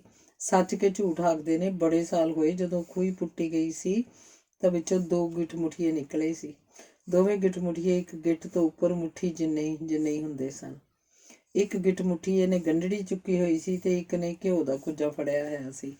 ਉਹ ਆਪਣੀ ਭੈਣ ਨੂੰ ਤੀਆਂ ਦਾ ਸੰਧਾਰਾ ਦੇਣ ਜਾ ਰਹੇ ਸੀ। ਉਸੇ ਵੇਲੇ ਕਿਸੇ ਸਿਆਣੇ ਨੇ ਦੱਸਿਆ ਕਿ ਇਹਨਾਂ ਨੂੰ ਛੇਤੀ ਮੋੜ ਕੇ ਖੂਹੀ 'ਚ ਪਾ ਦਿਓ, ਨਹੀਂ ਤਾਂ ਬਾਹਰਲੀ ਹਵਾ ਨਾਲ ਮਰ ਜਾਣਗੇ। ਪਰ ਆਖਦੇ ਨੇ ਲੋਕ ਅਚੰਭੇ ਨਾਲ ਉਹਨਾਂ ਨੂੰ ਵੇਖਦੇ ਰਹੇ ਤੇ ਇੰਨੇ ਨੂੰ ਉਹ ਮਰ ਗਏ। ਇਸੇ ਲਈ ਹਰ ਤਿੱਥ ਤਿਉਹਾਰ ਵੇਲੇ ਮਾਂ ਉਹਨਾਂ ਦੇ ਨਾਂ ਦਾ ਮੱਥਾ ਟੇਕਦੀ ਸੀ। ਅਖੇ ਅਣਿਆਈ ਮਰੇ ਨੇ, ਰੂਹਾਂ ਭਟਕਦੀਆਂ ਫਿਰਦੀਆਂ ਹੋਣਗੀਆਂ। ਛੋਟੀ ਹੁੰਦੀ ਜਦੋਂ ਵੀ ਬੇਜੀ ਉਸ ਖੂਹੀ 'ਚੋਂ ਕਿਸੇ ਨੂੰ ਪਾਣੀ ਕੱਢਦਿਆਂ ਦੇਖਦੀ ਤਾਂ ਧਿਆਨ ਨਾਲ ਝਾਕਦੀ ਰਹਿੰਦੀ ਕਿ ਕੀ ਪਤਾ ਡੋਲ ਤੇ ਪਾਣੀ ਨਾਲ ਕੋਈ ਗਿੱਠ ਮੁੱਠੀਆ ਹੀ ਆ ਜਾਵੇ। ਫਿਰ ਬੇਜੀ ਨੂੰ ਯਾਦ ਆਇਆ ਉਸ ਘਰ 'ਚ ਨਿੱਕਾ ਜਿਹਾ ਗਫੂਰ ਹੁੰਦਾ ਸੀ। ਜਦੋਂ ਪਾਕਿਸਤਾਨ ਬਣਿਆ ਸੀ ਤਾਂ ਰੋਂਦੇ ਨੂੰ ਮਲੇਰਕੋਟਲੇ ਛੱਡ ਕੇ ਆਏ ਸੀ। 10-11 ਸਾਲਾਂ ਦਾ ਹੀ ਸੀ। ਕਿ ਮੈਂ ਨਹੀਂ ਕਿਧਰੇ ਜਾਣਾ। ਖੇਤ ਵਿੱਚੋਂ ਸਾਗ ਨਹੀਂ ਸੀ ਕਿਸੇ ਨੂੰ ਤੋੜਨ ਦਿੰਦਾ। ਕਿ ਸਾਡਾ ਖੇਤ ਵਾਧੂ ਹੈ, ਆਪਣੇ ਖੇਤਾਂ 'ਚੋਂ ਤੋੜੋ। ਮੇਲੇ ਗਿਆ, ਸਾਰਾ ਦਿਨ ਭੁੱਖਾ ਭਾਣਾ ਫਿਰਦਾ ਰਿਹਾ। ਬਾਪੂ ਜੀ ਨੇ ਜਿਹੜੇ 2 ਰੁਪਈਏ ਦਿੱਤੇ ਸੀ ਉਹਨਾਂ ਨਾਲ ਸਗੋਂ ਕੱਟੀ ਲਈ ਇੱਕ ਗਾਨੀ ਖਰੀਦ ਲਿਆ। ਇੱਕ ਬੰਸੀ ਲਈ ਤਵੀਤ ਅਖੇ ਵੇਚਣ ਵਾਲਾ ਸਾਈਂ ਆਖਦਾ ਸੀ, ਇਹ ਤਵੀਤ ਪਾ ਕੇ ਰਾਤ ਨੂੰ ਡਰ ਨਹੀਂ ਲੱਗਦਾ। ਇੱਕ ਸਿਆਮੇ ਲਈ ਜੂਆਂ ਕੱਢਣ ਵਾਲੀ ਕੰਘੀ ਲੈ ਆਇਆ। ਇੱਕ ਦਾਦੀ ਲਈ ਗੁਰੂ ਨਾਨਕ ਦੀ ਤਸਵੀਰ ਤੇ ਸਾਰੇ ਪੈਸੇ ਮੁੱਕ ਗਏ। ਹੁਣ ਤੱਕ ਤਾਂ ਗਫੂਰ ਵੀ ਬੁੱਢਾ ਹੋ ਗਿਆ ਹੋਏਗਾ, ਪਰ ਜਦੋਂ ਯਾਦ ਆਉਂਦਾ ਹੈ ਚੰਦਰਾ ਉਵੇਂ ਮਾੜੂਆ ਜਿਹਾ ਜਵਾਕ ਹੀ ਦਿਸਦਾ। ਲੋਕ ਜਦੋਂ ਜੱਥੇ ਲੈ ਕੇ ਪਾਕਿਸਤਾਨ ਜਾਂਦੇ ਨੇ ਤਾਂ ਬੇਜੀ ਦਾ ਹਮੇਸ਼ਾ ਮਨ ਕਰਦਾ ਇਹਨਾਂ ਨੂੰ ਆਖਾਂ ਜੇ ਕਿਤੇ ਗਫੂਰ ਦੀ ਸੁੱਖ ਸਾਂਦ ਦਾ ਪਤਾ ਲੱਗ ਸਕੇ। ਪਰ ਇੰਨੇ ਵਾਰੀ ਹੋ ਗਏ ਨੇ, ਪਤਾ ਨਹੀਂ ਜਿਉਂਦਾ ਵੀ ਹੈ ਕਿ ਨਹੀਂ। ਜਿਉਂਦਾ ਹੋਇਆ ਤਾਂ ਉਹਨੂੰ ਅਸੀਂ ਵੀ ਯਾਦ ਆਉਂਦੇ ਹੀ ਹੋਵਾਂਗੇ। ਬੇਜੀ ਨੂੰ ਖਿਆਲ ਆਇਆ। ਇਹਨਾਂ ਸੋਚਾਂ ਜਿਹੀਆਂ ਵਿੱਚ ਹੀ ਬੇਜੀ ਪਤਾ ਨਹੀਂ ਕਿੱਥੋਂ ਦੇ ਕਿੱਥੇ ਲੰਘ ਗਏ ਤੇ ਤਰਬਕ ਕੇ ਉਹਨਾਂ ਦੀ ਸੁਰਤ ਮੁੜੀ। ਸੂਈ ਉਹਨਾਂ ਦੇ ਪੋਟੇ 'ਚ ਖੁੱਭ ਗਈ ਸੀ। ਲਹੂ ਸਿਮ ਆਇਆ। ਉਹ ਇੱਧਰ ਉੱਧਰ ਝਾਕੇ। ਲਾਓ ਮੈਂ ਕਰ ਦੇਤਾ ਹੂੰ ਬਾਕੀ ਕਾ। ਬਹਾਦਰ ਨੇ ਬੇਜੀ ਤੋਂ ਵੱਡੀ ਸਾਰੀ ਸੂਈ ਫੜਦੇ ਨੇ ਆਖਿਆ। ਚੱਲ ਚੱਕ ਦੇ, ਫੇਰ ਪਾਏ ਜਾਣਗੇ। ਆਖਦਿਆਂ ਬੇਜੀ ਨੇ ਰਜਾਈ ਚਾਦਰ 'ਚ ਵਲੇਟਤੀ। ਬਹਾਦਰ ਬੀਬੀ ਚੰਦ ਕੌਰ ਗੁਜ਼ਰ ਗਈ ਹੈ। ਬੇਜੀ ਨੇ ਅੱਖਾਂ ਭਰ ਕੇ ਬਹਾਦਰ ਨੂੰ ਦੱਸਿਆ। ਬੂੜੇ ਥੇ ਬੂੜੋਂ ਨੇ ਤਾਂ ਜਾਣਾ ਹੀ ਹੋਤਾ। ਬਹਾਦਰ ਨੇ ਆਪਣੇ ਜਾਣੇ ਦਲੀਲ ਦਿੱਤੀ। ਬੇਜੀ ਉੱਠ ਕੇ ਗੁਰੂ ਮਹਾਰਾਜ ਵਾਲੇ ਕਮਰੇ 'ਚ ਚਲੇ ਗਏ। ਕਿੰਨਾ ਹੀ ਚਿਰ ਉਹ ਗੁਰੂ ਮਹਾਰਾਜ ਦੀ ਤਾਬਿਆ ਬੈਠੇ ਪਾਠ ਕਰਦੇ ਰਹੇ। ਫਿਰ ਆਪਣੇ ਕਮਰੇ 'ਚ ਆ ਕੇ ਲੰਮੇ ਪੈ ਗਏ। ਅੱਜ ਦਿਨ ਹੋਰ ਤਰ੍ਹਾਂ ਦਾ ਲੱਗ ਰਿਹਾ ਸੀ। ਬੇਜੀ ਖਾਣਾ ਲਾ ਦੂੰ? 1:30 ਵਜੇ ਬਹਾਦਰ ਨੇ ਪੁੱਛਿਆ। ਨਹੀਂ, ਰੋਟੀ ਨੂੰ ਅੱਜ ਚਿੱਤ ਨਹੀਂ ਕਰਦਾ, ਬੇਜੀ ਨੇ ਆਖਿਆ। ਥੋੜੀ ਸੀ ਖਾ ਲੈਣਾ, ਆਖਦਾ ਬਹਾਦਰ ਪਰਤ ਗਿਆ। ਮੈਂ ਬੇਜੀ ਜਰਾ 22 ਨੰਬਰ ਦੁਕਾਨਾਂ ਤੱਕ ਚੱਲੀ ਹਾਂ, ਆਖਦੀ ਅਵਿਨਾਸ਼ ਪੌੜੀਆਂ ਉਤਰ ਗਈ। ਇਹਨੂੰ ਵੀ ਚੈਨ ਨਹੀਂ, ਨਾ ਵੇਲਾ ਦੇਖੇ ਨਾ ਕੁਵੇਲਾ ਦੇਖੇ। ਇਹ ਭਲਾ ਕੋਈ ਟਾਈਮ ਹੈ ਦੁਪਹਿਰੇ ਸਿਖਰ 22 ਨੰਬਰ ਦੁਕਾਨਾਂ ਤੇ ਜਾਣ ਦਾ? ਬੇਜੀ ਨੇ ਜਿਵੇਂ ਆਪਣੇ ਆਪ ਨਾਲ ਗੱਲ ਕੀਤੀ। ਨਾਲ ਦੇ ਤੁਰੀ ਜਾਂਦੇ ਨੇ, ਹੁਣ ਰਹਿੰਦਿਆਂ ਦਾ ਵੀ ਕੀ ਪਤਾ ਹੈ। ਸੋਚਦਿਆਂ ਬੇਜੀ ਨੂੰ ਖਿਆਲ ਆਇਆ, ਰਮਨੀਕ ਦੇ ਹਿੱਸੇ ਦੀਆਂ ਚੀਜ਼ਾਂ ਉਹਨੂੰ ਦੇ ਛੱਡਣੀਆਂ ਚਾਹੀਦੀਆਂ ਨੇ। ਸਾਸਾਂ ਗਰਾਸਾਂ ਦਾ ਕੀ ਪਤਾ ਹੁੰਦਾ। ਚਲੋ, ਸਾਂਭੇ ਚਾਹੇ ਨਾ ਸਾਂਭੇ, ਉਹਦੀ ਕਿਸਮਤ ਹੈ। ਬਹਾਦਰ ਮੱਲੋ ਮੱਲੀ ਰੋਟੀ ਰੱਖ ਗਿਆ। ਬੇਜੀ ਦੀ ਅੱਜ ਰੋਟੀ ਨਿੱਘਰਦੀ ਕਿਹੜਾ ਸੀ। ਅੱਧਾ ਫੁਲਕਾ ਖਾ ਕੇ ਥਾਲੀ ਚੁਕਵਾਤੀ। ਕੁਝ ਚਿਰ ਬੇਜੀ ਪਏ ਰਹੇ, ਫਿਰ ਜਿਵੇਂ ਜੀ ਜਿਹਾ ਘਬਰਾਉਣ ਲੱਗਿਆ, ਉੱਠ ਕੇ ਬਾਹਰ ਵਰਾਂਡੇ 'ਚ ਆ ਗਏ। ਉਹਨਾਂ ਦੇਖਿਆ 22 ਨੰਬਰ ਦੁਕਾਨ ਤੋਂ ਅਵਿਨਾਸ਼ ਅਖਬਾਰ ਰਸਾਲੇ ਜਿਹੀ ਖਰੀਦ ਕੇ ਲਿਆਈ ਸੀ। ਸਿਖਰ ਦੁਪਹਿਰੇ ਜਾ ਕੇ ਹੁਣ ਕਿਤੇ ਧਿਆਨ ਨਾਲ ਅੰਗਰੇਜ਼ੀ ਦਾ ਇੱਕ ਰਸਾਲਾ ਦੇਖ ਰਹੀ ਸੀ। ਇੱਕ ਉਹਨੇ ਇੱਕ ਥਾਂ ਤੋਂ ਰਸਾਲਾ ਬੇਜੀ ਅੱਗੇ ਕਰਕੇ ਆਖਿਆ, ਬੇਜੀ ਦੇਖੋ, ਘਰ ਹੈ ਨਹੀਂ ਕਮਾਲ ਦਾ। ਆਪਾਂ ਇਹ ਕੋਠੀ ਵੇਚ ਕੇ ਇਹੋ ਜਿਹਾ ਘਰ ਨਾ ਪਾ ਲਈਏ। ਇਹ ਕੋਠੀ ਵੱਡੀ ਤਾਂ ਬਥੇਰੀ ਹੈ, ਪਰ ਹੈ ਪੁਰਾਣੇ ਡਿਜ਼ਾਈਨ ਦੀ। ਇਹ ਕੋਠੀ ਸੁੱਖੀ ਸਾਂਦੀ ਕਾਹਨੂੰ ਵੇਚਣੀ ਹੈ? ਤੁਹਾਡੇ ਕੋਲੋਂ ਹੋਰ ਜੇ ਬਣਦਾ ਹੈ ਬਣਾ ਲਓ। ਬੇਜੀ ਨੇ ਜਵਾਬ ਦਿੱਤਾ, ਪਰ ਉਹਨੂੰ ਲੱਗਿਆ ਇਹ ਘਰ ਜਿਹੜਾ ਉਹਨਾਂ ਨੇ ਆਪਣੇ ਹੱਥੀਂ ਬਣਵਾਇਆ ਸੀ, ਜਿਹਦੀ ਇੱਕ ਇੱਕ ਚੀਜ਼ ਉਹਨਾਂ ਨੇ ਆਪ ਖਰੀਦੀ ਸੀ, ਜਿਸ ਘਰ 'ਚ ਇੱਕ ਮਹਿੰਦਰ ਦਾ ਤੇ ਇੱਕ ਰਮਨੀਕ ਦਾ ਕਮਰਾ ਸੀ ਤੇ ਇੱਕ ਗੁਰੂ ਮਹਾਰਾਜ ਦਾ ਸਪੈਸ਼ਲ ਕਮਰਾ ਸੀ, ਜਿਸ ਘਰ ਨੇ ਸਾਰੇ ਦੁੱਖ ਸੁੱਖ ਉਹਨਾਂ ਦੇ ਨਾਲ ਦੇਖੇ ਸਨ, ਉਹੀ ਘਰ ਦੂਰ ਭਵਿੱਖ ਵਿੱਚ ਜਦੋਂ ਉਹ ਨਹੀਂ ਹੋਣਗੇ ਵੇਚ ਦਿੱਤਾ ਜਾਏਗਾ। ਪਤਾ ਨਹੀਂ ਫਿਰ ਇਸ ਘਰ 'ਚ ਕੌਣ ਤੇ ਕਿਹੋ ਜਿਹੇ ਲੋਕ ਰਹਿੰਦੇ ਹੋਣਗੇ। ਕਹਿੰਦੇ ਨੇ ਵਰੇ ਵਿੱਚ ਇੱਕ ਦਿਨ ਰੂਹਾਂ ਆਪਣੇ ਘਰਾਂ ਨੂੰ ਮੁੜਦੀਆਂ ਨੇ। ਤੇ ਸੋਚਦਿਆਂ ਬੇਜੀ ਦੇ ਹੌਲ ਜਿਹਾ ਪਿਆ ਤੇ ਉੱਚੀ ਉੱਚੀ ਵੈਗਰੂ ਵੈਗਰੂ ਕਰਨ ਲੱਗ ਪਏ। ਸਾਹਮਣੇ ਬੀਬੀ ਰਾਮਦਈ ਤੁਰੀ ਆ ਰਹੀ ਸੀ। ਅੰਗ 5ਵਾਂ। ਕੱਲ ਨੂੰ ਕਰੂਏ ਦਾ ਵਰਤ ਸੀ। ਹਮੇਸ਼ਾ ਵਾਂਗ ਬੇਜੀ ਨੇ ਅਵਿਨਾਸ਼ ਨੂੰ ਫਿਰ ਪੁੱਛਿਆ, ਜੇ ਵਰਤ ਰੱਖੇਂਗੀ ਤਾਂ ਲਿਆਵਾਂ ਚੀਜ਼ਾਂ ਬਾਜ਼ਾਰੋਂ? ਅਵਿਨਾਸ਼ ਧੀਏ, ਭਾਵੇਂ ਉਹਨਾਂ ਨੂੰ ਪਤਾ ਸੀ ਅਵਿਨਾਸ਼ ਵਰਤ ਨਹੀਂ ਰੱਖਦੀ, ਉਹ ਆਖਦੀ ਸੀ, ਸਾਡੇ ਘਰ ਦੇ ਨਹੀਂ ਅਜਿਹੀਆਂ ਗੱਲਾਂ ਨੂੰ ਮੰਨਦੇ, ਉਹ ਤਾਂ ਪੱਕੇ ਸਿੱਖ ਨੇ।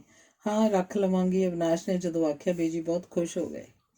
ਤਿਆਰ ਹੋ ਕੇ ਬਾਜ਼ਾਰ ਗਏ। ਮਠਿਆਈ, ਫਲ, ਫੇਨੀਆਂ, ਨਾਰੀਅਲ ਤੇ 2 ਕਰੂਏ, ਚੂੜੀਆਂ, ਮਹਿੰਦੀ ਆਪ ਖਰੀਦ ਕੇ ਲਿਆਏ।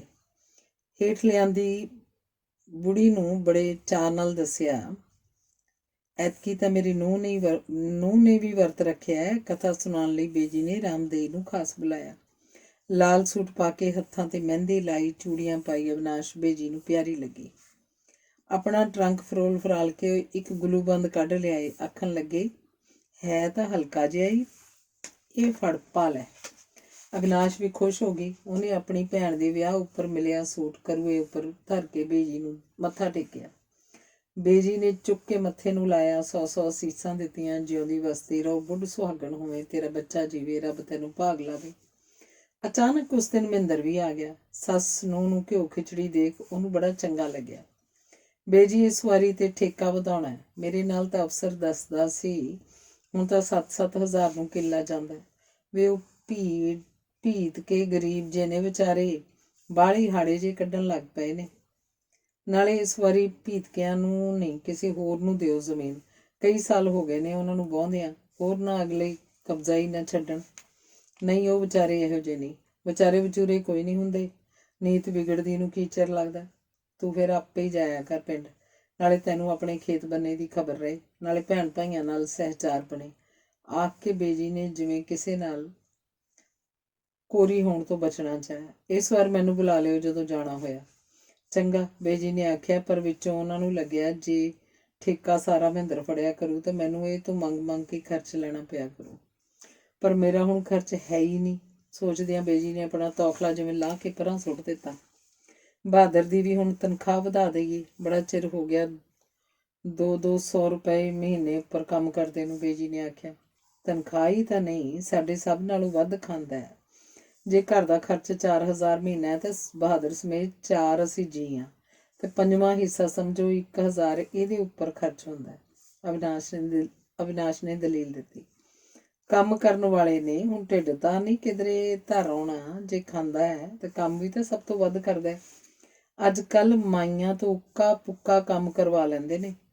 ਰੋਟੀ ਤਾਂ ਕੋਈ ਦਿੰਦਾ ਹੀ ਨਹੀਂ, ਰੋਟੀ ਬੜੀ ਮਹਿੰਗੀ ਪੈਂਦੀ ਹੈ। ਅਵਿਨਾਸ਼ ਨੇ ਮੁੜ ਦਲੀਲ ਦਿੱਤੀ। ਨੌਕਰਾਂ ਨੂੰ ਤਾਂ ਘਰ ਦੇ ਪੁੱਤ ਹੀ ਸਮਝ ਕੇ ਰੱਖਣਗੇ, ਤਾਂ ਹੀ ਰੱਖਿਆ ਜਾਊਗਾ। ਰੋਟੀਆਂ ਗਿਣਤੀ ਨਹੀਂ, ਬੇਜੀ ਬੋਲੇ। ਅਗਾਂਹ ਤਾਂ ਨੌਕਰ ਮਿਲਣੇ ਵੀ ਨਹੀਂ, ਮਹਿੰਦਰ ਨੇ ਦੱਸਿਆ। ਅਗਲਿਆਂ ਬਹੁਤੇ ਕੰਮ ਮਸ਼ੀਨਾਂ ਨਾਲ ਕਰਨੇ ਸ਼ੁਰੂ ਕਰ ਦੇਣੇ ਹੈ। ਨੌਕਰਾਂ ਦੀ ਐਡੀ ਲੋੜ ਹੀ ਨਹੀਂ ਰਹਿਣੀ, ਅਵਿਨਾਸ਼ ਬੋਲੀ। ਬੇਜੀ ਦੇ ਬਹਾਦਰ ਵੱਲ ਦੇਖ ਕੇ ਹੌਲ ਜਿਹਾ ਪਿਆ। ਉਹ ਰਸੋਈ 'ਚ ਬੈਠਾ ਭਾਜੀ ਕੱਟ ਰਿਹਾ ਸੀ, ਸਭ ਕੁਝ ਸੁਣ ਰਿਹਾ ਸੀ।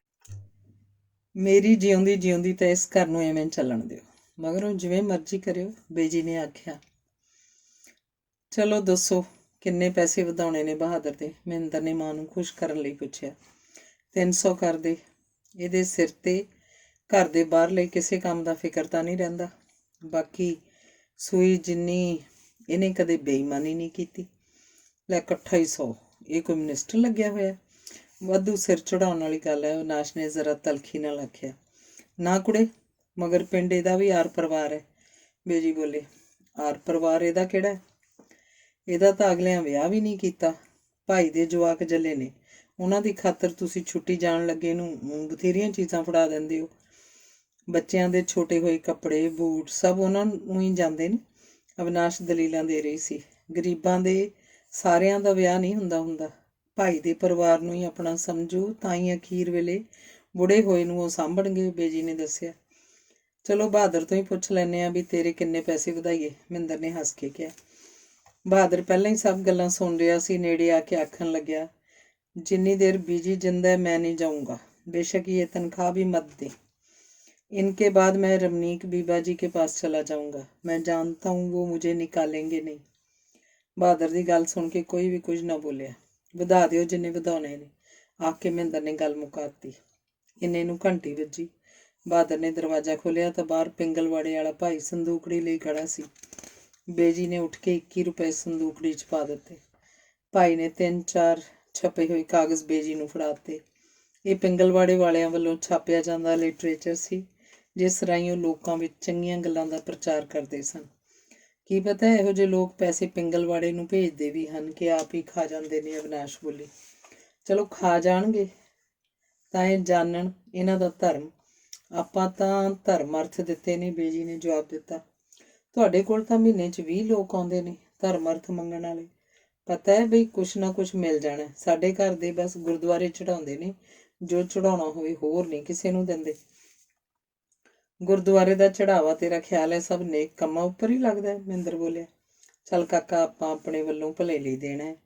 ਅੱਗੇ ਲੈਣ ਵਾਲਿਆਂ ਦਾ ਧਰਮ ਆਪੇ ਭਰਨਗੇ ਅਗਲੇ ਜਨਮ। ਕੁੱਤਿਆਂ ਬਿੱਲਿਆਂ ਦੀ ਜੂਨ ਤੁਰੇ ਫਿਰਨਗੇ ਭਟਕਦੇ। ਬੰਦੇ ਨੂੰ ਆਪਣਾ ਧਰਮ ਕਰਮ ਨਹੀਂ ਛੱਡਣਾ ਚਾਹੀਦਾ। ਦਸੌਂਧ ਤਾਂ ਆਪਣੀ ਕਮਾਈ 'ਚੋਂ ਕੱਢਣਾ ਹੀ ਚਾਹੀਦਾ। ਇਹ ਤਾਂ ਗੁਰਬਾਣੀ ਵੀ ਆਖਦੀ ਹੈ, ਬੇਜੀ ਨੇ ਸਮਝਾਇਆ।